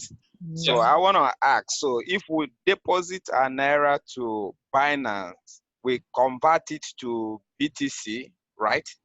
Yeah. Okay. So now my question is this. Yeah. Which one will be a better way? If, okay, like for instance, I have maybe 100K, I need BTC. So will it be better for me to pay in naira and convert it into BTC, or is it better for me to sort out BTC on any other platform and maybe probably from my blockchain? I got it into my blockchain, then credit my Binance. So which one would be the most cheaper way? Look at it. The money, the one you are doing with Naira, is a kind of subsidiary trading. It's just a strategic trading pattern. The money you are sending into your Binance, in some cases you could do that, but like I said, if it's 20,000 or 10,000 or 40 or 50,000 naira you send with your card or your bank transfer to your Binance, that money should be used to buy only BNB or BTC. And when you buy the BNB or BTC, remember, you're already trading it. Not that you want to buy it to now use to trade altcoins. You buy it to hold it, the two of them. Anytime the spike happen on the both of them, you sell. When you finish selling, you are waiting again until there's a reversal or a pullback in any of them, you buy again. I've done that. So it helps you to keep some, let me call it an impress account for your family. Because yes, it's just like creating an impress account for your family. Like I remember last year, I bought some BNB at about 5,500 naira per one. And when I need to do experiment for somebody this year, I think January, when BNB, or this month, BNB had already gotten up to 9,200 naira per one. And I have used some very funny money, maybe you just careless 20,000 naira in your account. Instead of it sitting down in your bank account, you say, okay, let me push it to Binance and let me buy BNB. But you have to check, is BNB reversing at that time? If it's not reversing, I just leave it there. The moment I see, or I can even set price expecting a pullback in BNB and BTC itself. And so once that happened, they bought for you, then what next am I going to do? I just go ahead and place price for sales or watch it to see what's going to happen. So you can just imagine the BNB I bought at 5,500 naira and I sold at 9,000 naira. You know, it's already a good margin. So I still kept the money there and I was expecting some pullback in BNB. So anytime a good pullback happened in BNB, I buy again. And BTC again, I buy again. So that money, I'm not going to look at it as part of the money I want to use to trade altcoins. But if you are now doing much volume, you can do what you are saying by, by telling, maybe anybody you want to buy from and all of that. Over time, you may now even prefer to use your Naira to buy even the one you want to use to trade for altcoins, because you look at the conveniency and not waiting for anybody to send you the BTC is another advantage for you when you are using your card. So you can just do it, and I think they have set their own conversion. Sometimes you see at 360 Naira to $1 worth of BTC or whatever coin you're buying. Sometimes it's set that way. So the fraction I actually ask people to buy with, what is it called? USDT or something, you buy with your Naira or whatever, is actually a fraction of an impress.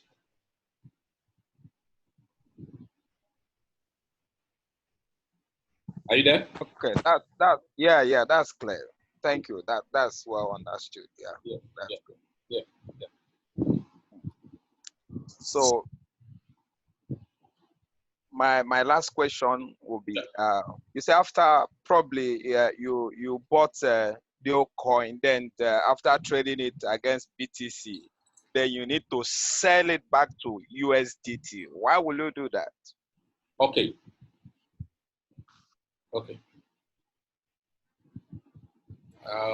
let's go.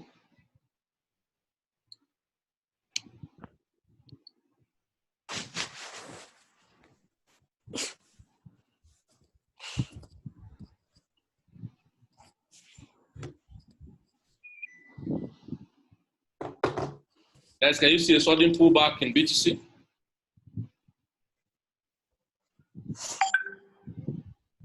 There was a sharp drop in BTC just now.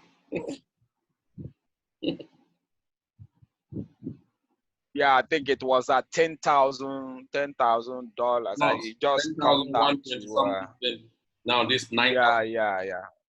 This 9,000 something. You're going to see a sharp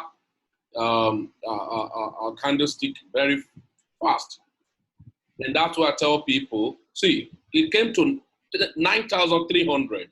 Me. I have a market I placed in the order of my exchange at 9,400. It must have peaked by now.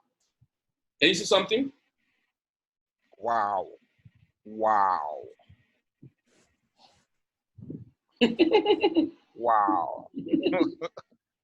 I was Crazy. 10,000 from 10,122. I was even expecting it here at Terrible. 9,150. Can you see my market here? I was even expecting it. The guy not do well. I was expecting it at 9,150. See my market I placed here to buy back. The guy not do well. Well, no problem. And later we will settle our case. Now, so you can see that's why I tell people, I say, when you finish selling a market, you buy a market, always set price back to buy back or to sell at a very funny prices that you may not even imagine. If I like now, because it's going to rush back now to meet up. This is a manipulating market. I tell people, this is not your own. It's not your market. You are not in charge. Everybody have interest in this market. And so anything can happen at any time. The question you ask is because of this thing that is happening now, that you must set your price. When you see you have finished selling your altcoin to BTC, you have actually made profit. Let's say you bought Litecoin, and Litecoin had done 20% against BTC, and you have sold, okay? You have sold against BTC. Immediately you have sold, and you saw that BTC went up very well. Okay, BTC went up very well. And we said, sell every spike and buy every dip. Now, immediately you see that, oh, you have made profit. Maybe as at the time you sold your BTC, your Litecoin to BTC, BTC was at 9.5. You have sold your Litecoin to BTC when BTC was 9.5, and you have made 20% from Litecoin against BTC. But BTC from that 9.5, BTC went up to 11,000.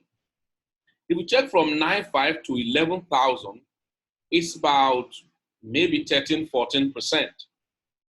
If that is the case, that means that's your profit you sold from Litecoin to BTC. By fiat, it has done additional 13%. But by asset, you only did 20%. But because what you did 20% to was BTC, but BTC itself rise back to as high as 11,000 plus, which is another 13% of fiat. At that point, you need to convert your BTC back to, you need to convert your BTC to USDT. Now, immediately you convert your BTC to USDT, all right, at when it was 10,000 or 11,000. Now, that was exactly I did here. After I have sold some BTC at 10,400, 10,500, I placed prices down, 9.6, 9.5, 9.2, 9.3, 9.150.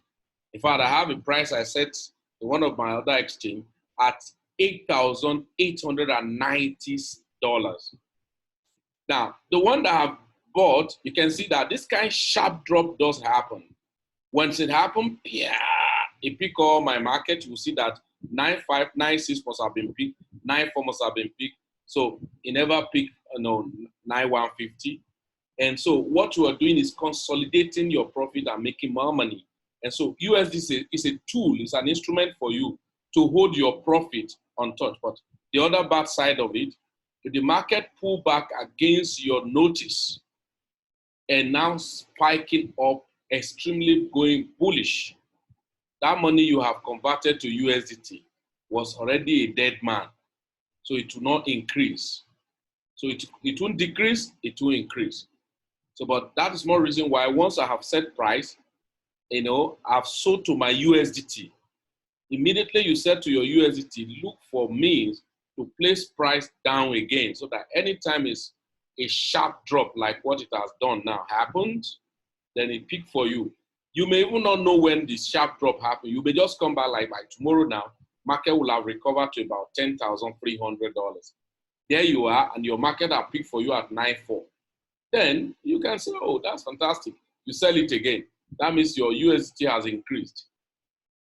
Okay, can you see? Have you seen the common sense there?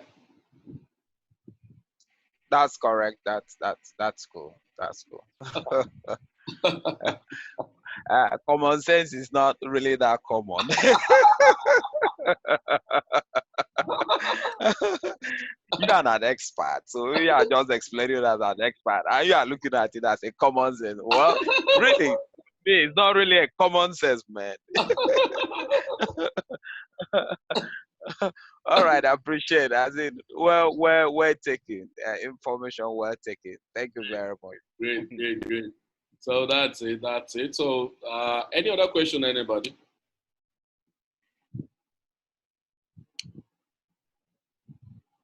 Hello, sir. Good evening, sir. Hey, Mama, how are you doing today?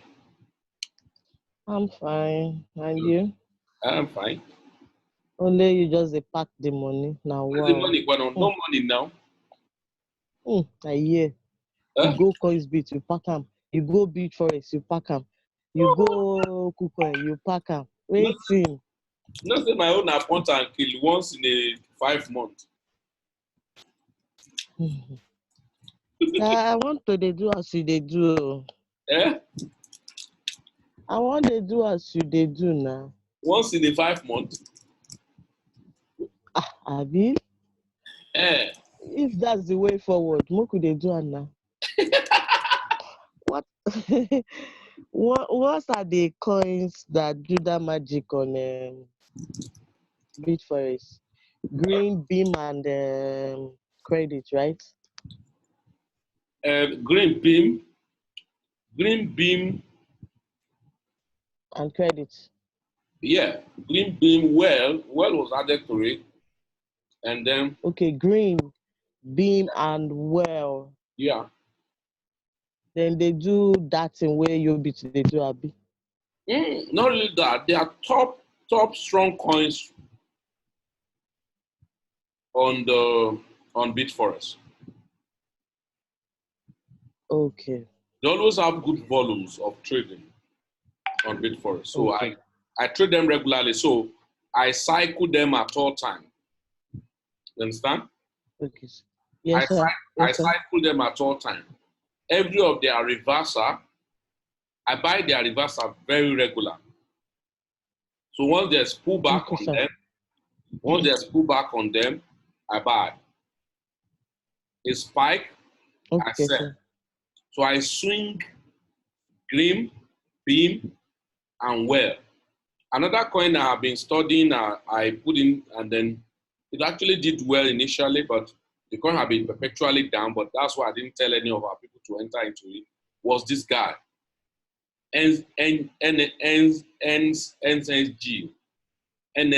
NSG. So the coin had been Okay, down sir. perpetually, so thank God I didn't tell anybody to come into it, but I was only testing its market. So if you look at it, Beam, I'm still waiting for Beam to come down the more. Maybe it can come back to where I picked it previously at 6,000 plus. Then that will make a lot of sense for me. Maybe 6,000 Satoshi. Yeah, 6,000, maybe 6,500 or 6,800. But I may be disappointed because if I go back now to here, it's trying to form a kind of what we call cup and handle. And if it does that, it may get bullish subsequently. But it's still a very down market. But it took a long time, about a month or two, to do this total bullish it did and drop down. That's almost 10,000 Satoshi from 6,500 Satoshi. Look at it. Wow. Yeah, look at Yes, it. sir. Yeah, from about 6,500, 6,400. So I was not bothered of the small pullback here. I was not bothered, so I just kept silencing. But for people who can have time to like swing from here, 8,700 and pull back to 7,006 can still buy, but I didn't have time. And so I only sold at 9,000, 9,004, 8,800 or thereabouts. And now look at it now, this is down. If I actually have money now, I can buy some, but I still expect some drop in the coin, probably 6,800, 6,000, just like that down here. So I'm still expecting a drop down at least below 7,000. So I can ladder buy. If I want to buy it now, I can ladder buy or just wait. But I may be waiting. And if all the markets start pulling up, and it may not get to the ground, so it may take a reversal going back up prematurely. But for me, I'm actually waiting for it down. So Beam is a very strong coin. If you go to your coin checkup, you can read more about Beam. Is a very strong coin. So Green 2, I've been doing the magic, okay? So you can continue swinging them because you can follow the cycle. You can see they have very nice cycle. You can see, okay? And Green have done 20,000 Satoshi before. So at even this 12,000 is a downtrend. So I have some markets on this green here that I have not sold. So if you say you want to follow my pattern, you go window. Can you see 16,000, 18,000 Satoshi for sales? 16,000, 18,000. Since last year, it has not been sold, so it's none of my business. And there it's still at 12,000. There was a time it created a kind of temptation and got to 14,000, almost 15,000, as if I was going to cancel my orders. None of my business. My target is very small, so just here, 16,000, 18,000, so almost there. So if it still break down, if I see at 10,000, 11,000, but the guy has been very stubborn, never crossed down below 10,000. So if I see that 10,000 or 11,000, I will buy more. Okay. Yeah. Okay. So for CoinsBit, I've told what of credit? Yeah, credit. My credit, I have. Yeah, I bought some credits before with ETH, but I know ETH will compress credit for now. Let me tell you the reason. The reason why ETH will compress credit is that credit may be up in USDT, but it will be down in ETH. Reason: ETH is compressing USDT. So the more it compresses USDT, the more. So because what 3 Satoshi was in USDT last 2 months, or what 5 Satoshi was in last 2 months on credit, can be what 3 GUI is now in USDT, because the price of Ethereum has gone up astronomically from 120 something dollars to 260, 280. So you can compress more. That's why you can see now that it's recording minus 25% against Ethereum, and it's recording no loss on USD. Why? 900 whatever something on USD. Meanwhile, you're seeing this one down. So I have my markets on credit place here. You can see my market. All these places that I see are tick red. That means my markets are there. I have market future here, here, here, here. I have market at 6 GUI, 7, 8, 9. And look at them here. 9 GUI, 7 GUI, 8, and 6. And most of those coins, most of them are bought at 4 GUI and 3 GUI. 4 and 3 GUI. So the one I bought at 3 GUI, I set at 6 GUI. So that should be 100%. So it may take some months or a few days or weeks, and it's helpful for me. I just take that and return it back to the Ethereum. So anytime it gets up to 1 or 2 Ethereum, I will take it off again and go back to this, my friend here, Naditor, this Mr. Bitru. So that Mr. Bitru can add up some fragrance of GUI. So that's the logic. That's the magic here. Okay, sir. Yeah. So then but the one is But the one in my mini POS, I don't pull it out. I keep it compounding it there. Let it just be there and be doing it. Okay, sir. I wanted to mention something about the mini POS. Pardon? I said I wanted to mention something about the mini POS. I'm not sure people are aware of. Okay, you wanted to make mention Yes. of something. Yes. Okay. I tried to withdraw credit from mini POS. Yes. The capital itself from the mini POS Yes. to the wallet. Yes. And I found out that the thing got stuck, so I contacted them. They now said it takes 30 days. Yes. There's a lockup. There was an update more than about a week or 2 weeks ago. A lockup, 30 days lockup. I didn't realize that. Oh, you didn't know, eh?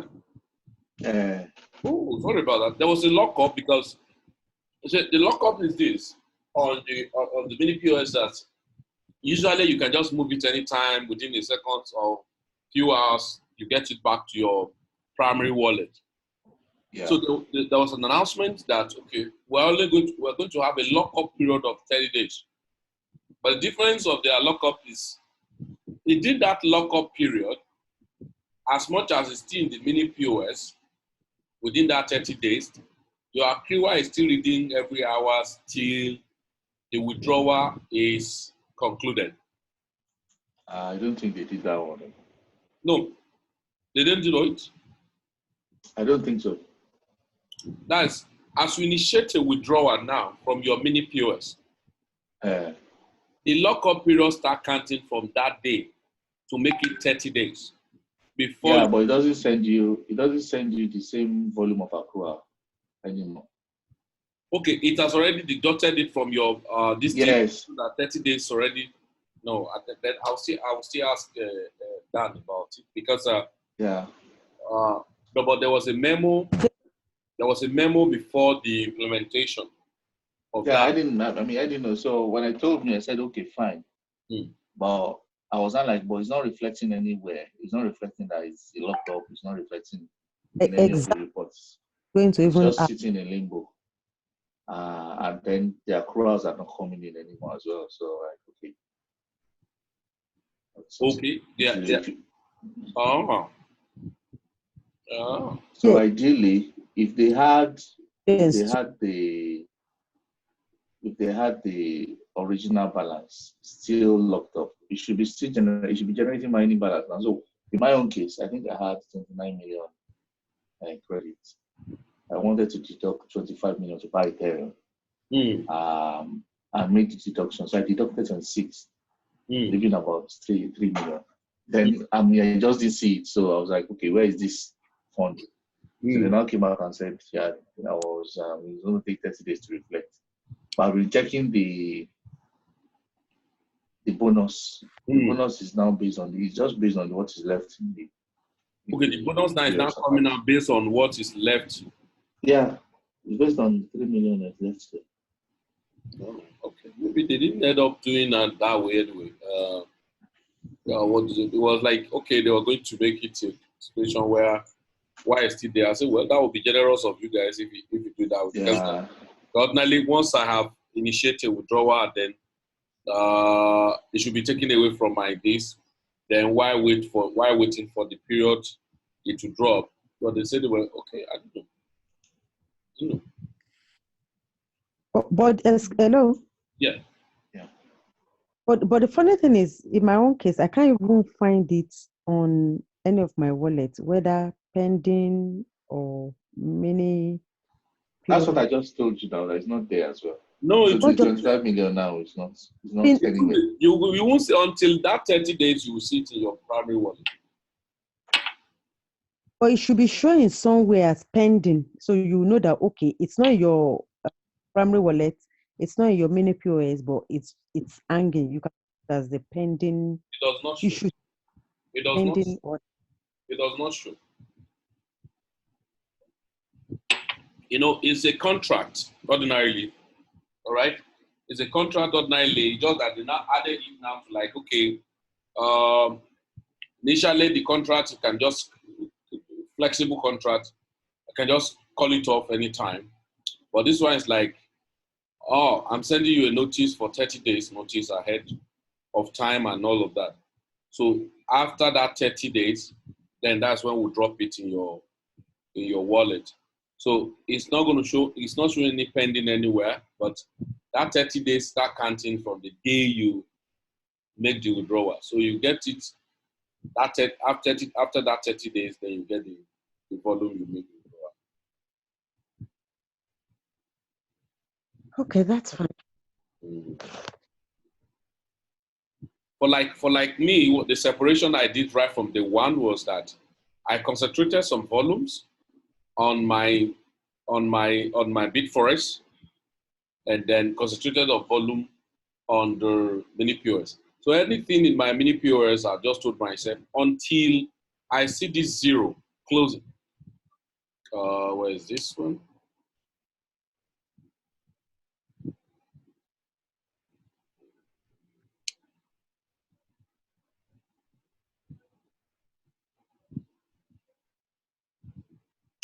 Okay.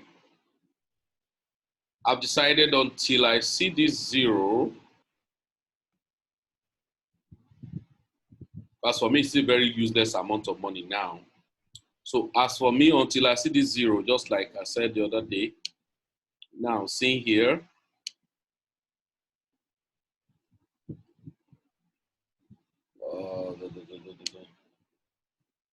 okay.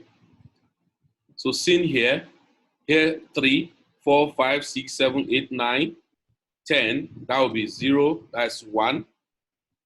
Okay, 2, 3, 4, 5, 6, 7, 8, 9, 10. Then that would be 10 kobo.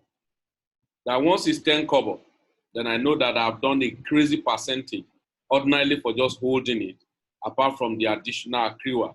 At that point, that I've recorded maybe up to maybe minimum of 1,000 or 2,000%. Then I can now close it, take off money that can give me at least 1,000% of my investment. So that is, if I have put in 200,000 naira in it, 200,000 naira multiplied by 10, that will give me about 2 million naira.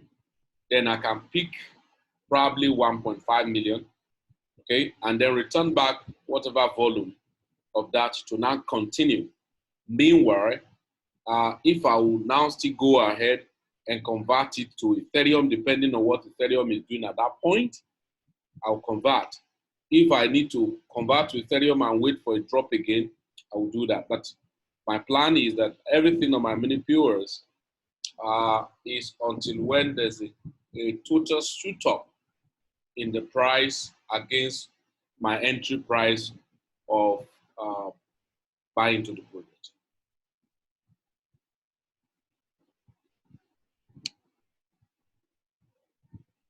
Okay, is that got it?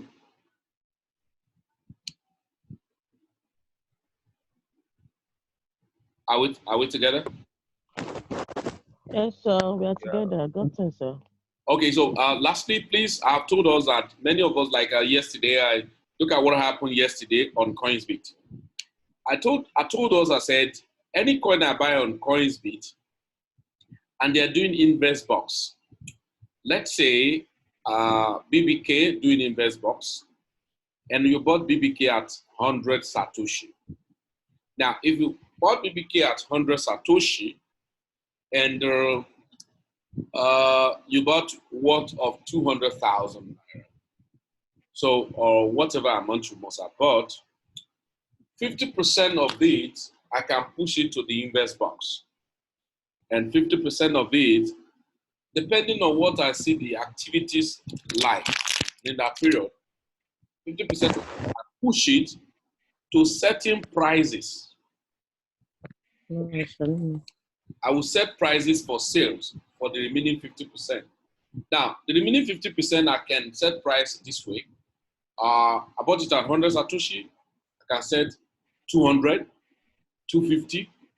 I think somebody like that did something like that in the office the other day. 200, 250, 300, 350 in that order.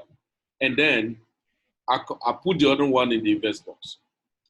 Now, anytime the coin now do a sudden spike and sell off all those 50% I've said, that means the target is that if the coin spike up to 100%, and I pick 50% of that my coin I bought and place it for sale, and it has sold at 100%, that means I've gotten my capital back by 100%.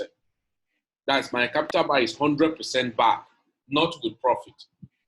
Now, the one inside box, inside the invest box, is practically my profit irrespective of what the price is. Now, immediately I see more consistent spike or pumping on that coin, on that coin maybe moving above even the prices I have sold, I will close the invest box and sell the coin, irrespective of what the price is at that time. I will move away from that project. I've seen persons who bought and then you say, I love the invest box. I say, no. I make use of the invest box and the timing. So every coin that comes and then they bring some of those strategy, those make believe. So I buy into them and I have their stock of their coins in the market. So I know that the coin must pump at that period. Then I use that period to make money off that coin. So at the end of the day, the volume I still have on the invest box, I can sell it at any price and I'll still be in money. That exact strategy, I always encourage people to use on the CoinsBit invest box and all of that. So I can take that money again and go to another coin and invest in it.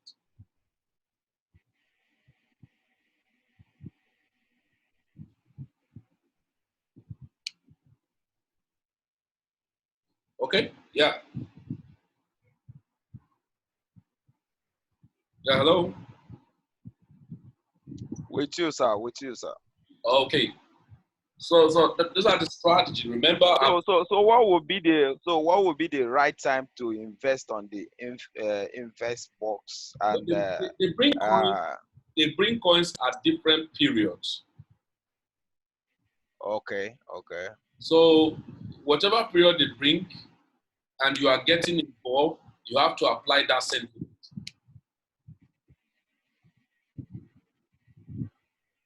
Okay. Yes.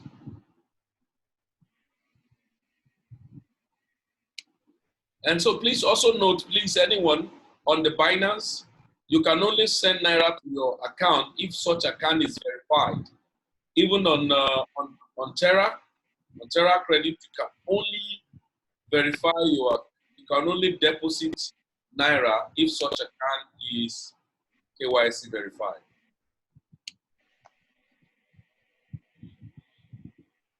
Okay? I've done it today, so I'm expecting them to get back to me after 3 working days.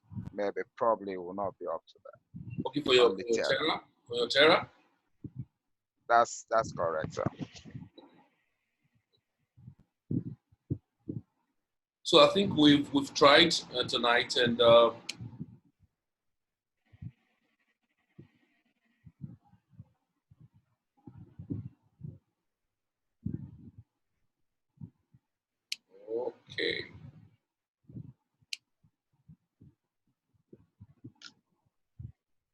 Ooh, I like this guy.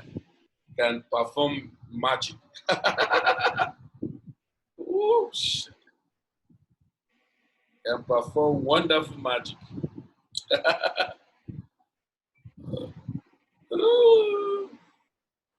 Okay, so thank you very much, everybody. I think we've tried tonight, and so. So I have one question. Sorry, a quick one, please. Yeah, just the very first session of the of this conference. So when you convert to the USDT, yeah. So what leave the money there in the USDT, or what do you now do afterwards? Once you convert to USDT, come again with the question. Okay, you were saying under personal trading that you could convert some of the you could sell off some of the coins as US. Yeah. So once you do that, then what do you do afterwards? Once you have put your money to USDT, you have taken the profit of volatility. That's exactly what you have done. And so that money is tantamount to as if you have killed that money to your Naira that is in your bank account. So no matter what volatility is happening in the market, it's non-effect on your money. And so what exactly do you do? I've told you, after I sell my market to USDT, that was when I placed prices down to peak BTC anytime it fall down. And like this sharp drop it did now, you can see some prices are placed at 9,600, 9,400, 9,150. So all the ones at 96, 94, 95 had been picked. Why I was not even there, why I was not checking. So as it's picked again now, when the market recovered back, I could sell it back to USDT. In fact, most people who trade fiat, we call it trading of fiat to crypto, trading BTC alone to USDT, BTC alone to USDT. They still make money, but just that they have to develop their patience and they have to have good volume of money. Because if they don't trade with altcoin, they may not be able to record good money on time. Let me use a practical example like this question you're asking. Now, BTC came down to $9,350. So let's say 9,400 was what you were able to buy. And then you took about $1,000 to buy the BTC. That means invariably you've bought about 0.106382 BTC. There you are. Bitcoin get back to $10,400. And you got it sold. Okay, 0.106, okay, 382. So that money is $1,106. Okay, now you've sold it. Then you're waiting for another pullback. Immediately you finish selling it, you could perhaps set your prices again at 9,000 plus, just like somebody who have bought here, and 9,300, 9,400, 9,500. Now, slightly anything happen, it pick the market for you, and then you have some, analysis that Bitcoin actually going to, no matter what Bitcoin is doing now, is actually heading to about $12,000. There you are. The market spike up as fast as possible to go back, after you have sold at 1,001, then you buy back maybe $9,600, $9,650 with this your money. This is your money to buy. So this is your money, $1,106. So that's 111,4611. Now, there you go. BTC go back to just 11,000, not 12,000, 11,200. There you are selling how much? 0.11, all right, 4611. That is $1,283. So Okay, there are people who do swing. This is what we call swinging. But you have to be patient where you are swinging because it can test your patience. You say, oh my God, I should have bought back. No. What should determine your buying back is the margin of profit you have made. And so if it refuses to give you in this cycle, it will give you in the next cycle. And over time, over and over again, the persons, after have sold at 11,200, Bitcoin pull back from that back to maybe 9,800 or even 10,200. So 10,200, because it may not come down so fast the way you actually imagine it. There you are. You are now using $1,283, $1,283 to buy it. That means you are having 0.12578 BTC. Now BTC go back to $12,200. Then you are selling how many BTC? 0.1258784. That money is $1,500. So it sounds like a magic, as if it's impossible. And that's exactly you were doing when I said use your Naira to be buying the BTC. When you come in, buy BTC, keep it in your BTC, place the price in Naira. When it gets to this price, sell for me in Naira. When it comes down, like I've done mine, I sold the last BTC I sold on Binance here was at 3.7 million Naira. That was last year. Yeah, around it. As in the price, sorry, the rate at which it was, okay? And then, so when it was, okay, sorry, let me go here. So you can do the swing either in USDT or in Naira. Yeah, you can do the swing either in USDT or Naira. But most time, why in USDT may be better, there's much volume in USDT. But the one you are keeping as your impress, you can keep it in Naira. That's where you don't even too much bother about whatever is happening. And then anytime, then the market just, ooh, I've even forgotten what's happening here. You know, and they'll say, ooh, it has even been sold.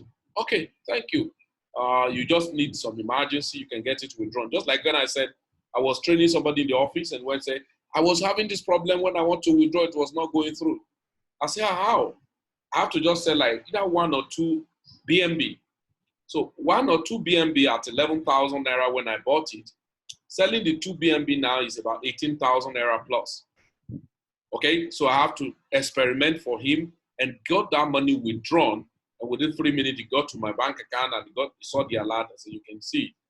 Okay, so it was easy for me to experiment it because I bought it when it was 5,500 Naira. So even when I have withdrawn the money, I know that, okay, but don't buy back because I should have bought back when the market came down. But I was just fine. I was just fine because I was already on profit. So how do you withdraw the money? Pardon? Did you withdraw the money? Withdraw the money? Back to your account. To my local bank account, no English there. That one is straight. Mm. Oh, it's straight to my bank account. There's no too much English about that. Okay. Boss, I think I'm also interested in this question that our lady asked. I think basically when you have made such a profit on USDT, and I was expecting probably you have made much profit. You just pull the money out to your own local account or withdraw it whatever way, because by that time the BTC is down. So are you going to wait until they appreciate before you convert it to BTC, then you get the money out? Or how do you get the money out? I don't need to get the money out. Getting the money out is a waste of resources. It's only when I know I needed any fraction of the money I can pick it to my bank account. If it's coming to my bank account, that is destruction. That is weapon of mass destruction. So once it's in your bank account, that means I'll be so lunatic about it. The money in my remember, I've already turned my, remember what the strategy you have done is that you logically turn your Binance to your normal Nigerian bank account, where you have bought BTC with your Naira and sold it back to Naira and you have made profit. There was no need to pull it back to my local bank account because I'm still going to need it to buy when the market dropped down. Just like look at a sharp drop. If you have kept some of those your Naira, that sharp drop that happened, they buy for you. And before you say Jack Robinson, the market rebound back, you have made some profit. So but at any point in time you need money, you can just convert to Naira without necessarily looking at what the market is doing at that time. Or the one you have sold and keep in the Naira, then maybe just little money you need in Naira, you can just go ahead and say, oh, I need to make some withdrawal. Then you go ahead and click in your wallet. But remember, we said such account must be an account that has been verified. If that account is not verified, you cannot do fiat transactions. That's the essence of KYC in crypto. Most of the KYC you do in crypto is just like a guide against money laundering or whatever, and all of that. So once I have converted my money, what warrant me withdrawing is not that, I made this money, I want to push it to my local bank account. That's nonsense. What should warrant me to withdraw is that I need the money for one or two things. Then I go ahead, NGN, okay? Go ahead, NGN, and go to withdraw. I look at withdraw. And so when I click on withdraw, okay? When I click on withdraw, it asks you, like myself that have been making withdrawal on the first time you are making the withdrawal is going to ask you for the bank account and all of that. But for like me, who have done some withdrawal before, over and over again, my account is already, how will I call it, installed or registered in my back office. So anytime I need money, I can just pull it out. Let me try and see how this works. So the whole essence of you pulling out money from your Binance to your local bank account is not the fact that you have made profit. It's the fact that you needed to tidy up some things and you go there. If not, it's a waste of, my bank account cannot carry. I've not seen when my bank account, since when I've been in crypto, unless there's a major project I want to do, my bank account should have up to how much?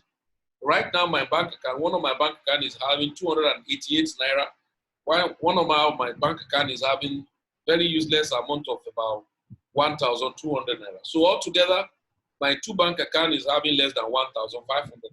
What will money be doing there when I know where it can be to make more money? So the whole essence is not, oh, I've made the profit. Because I know a lot of people who, when they come into the crypto, will say, okay, I hope I can withdraw it to my, bank account. Say, yeah, you can withdraw. So that makes sense. So I will have to be making withdrawal at all time. I said, no.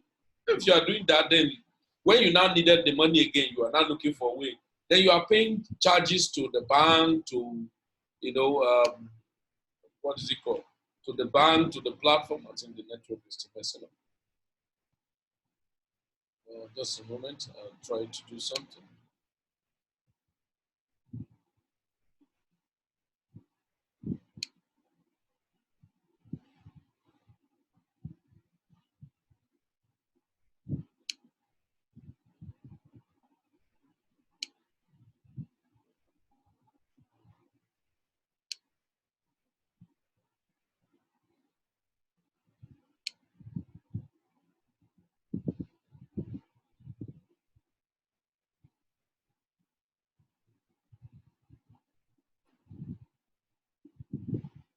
Okay, so assuming I want to make a withdrawal, I do not have money in my account to make a withdrawal here. So assuming I want to make a withdrawal, let's say 100,000 Naira. So it's telling me I do not have money, and so I click it and says withdrawal method is already there. So of course I don't have money. Then you click next. So it's not going to allow you to go to next. So when you go to next, it tells you this, that. So if you are, for the first time, it asks you to put your bank account, then you can put it in, then do the withdrawal. So for like myself now, it's just pop up my bank account, my GTB account that's already there. Then I go ahead, ask me all the questions, I'm going to be charged these fractions of money. That's all. And then after I say successful, then maximum 5 minutes, 10 minutes, I wait. My money is in my bank account.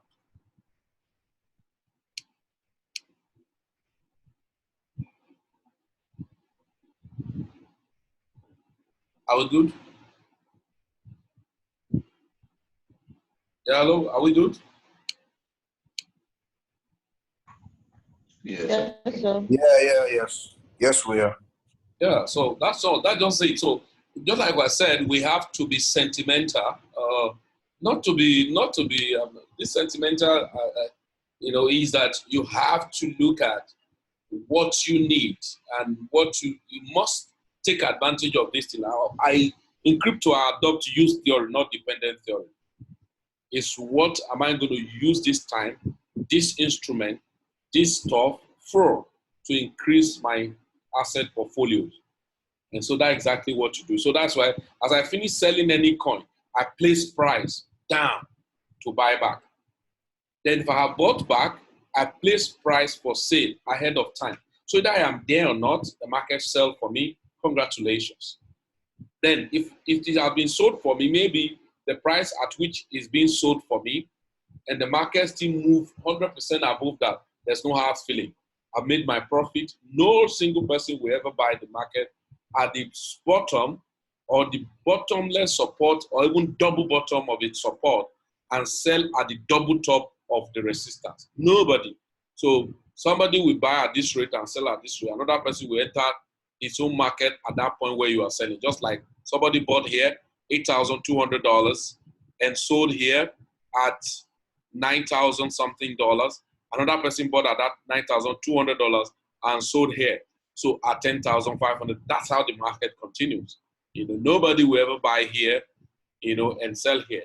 But the strategy that you use in getting that is that when you create your pattern of holding portions, swinging portion, and scalping portion, the one you have bought, okay, the one you have bought and just kept it, certain fraction you just bought and kept, that can take this straight line. Like an example of that was Chainlink.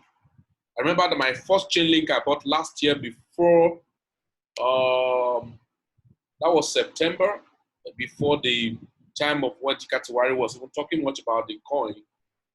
The time I first bought the coin was at 14,000 Satoshi. That was less than $1, you know, less than $1. So less than $1, 14,000 Satoshi.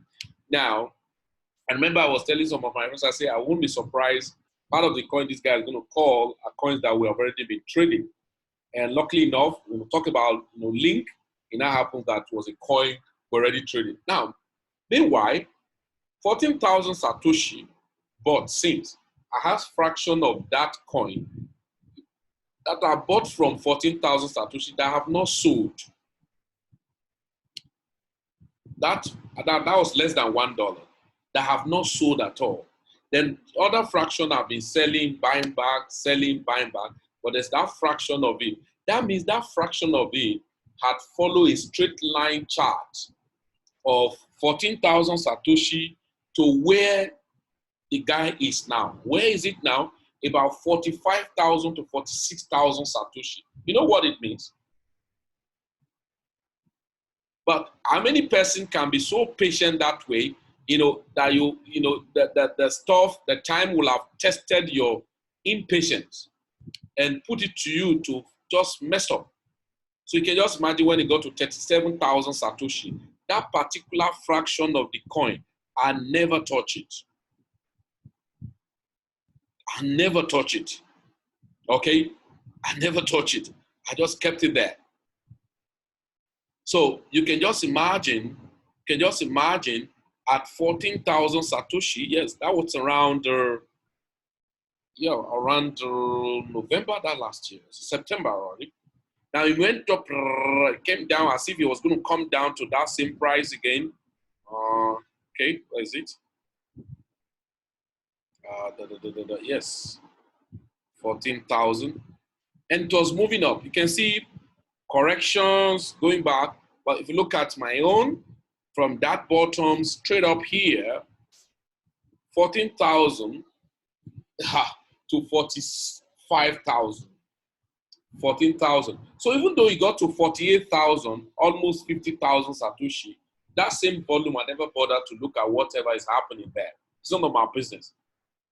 So at the end of the day, maybe for the period of 1 year or 2 years, if the coin end up doing $100, and there you are, when I bought at about how many dollars? $1, let's say, and it's $100. So I can now look at that one. Stressless, sweatless, big profit. So that means from September last year to now that's about $4 point something, and I bought less than $1. So let's pretend it was $1. So $1 by $4, that's 400% to 4 point something. So let's just say 420% since last year, September. So last year, September, all right, 420% divided by how many months? September, October, November, December, January, February, 6 months. So divide by 6. That is still whooping 70% monthly. And Not sure any platform will promise you 70%, and you'll be so easy and so calm to keep your money with them. Okay?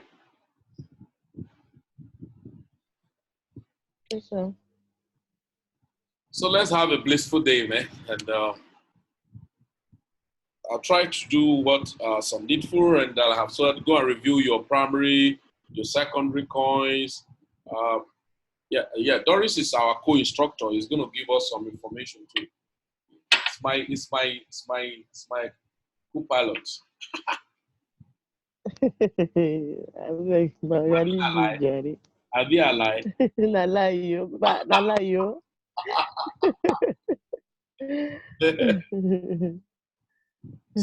So that just it. So let's just settle down. And some things we do will look foolish until when it manifests, people will know, wow, is that what we're actually doing? And so let's see how we can take advantage of it. The phenomena is real, but we must strategize ourselves to take advantage of it.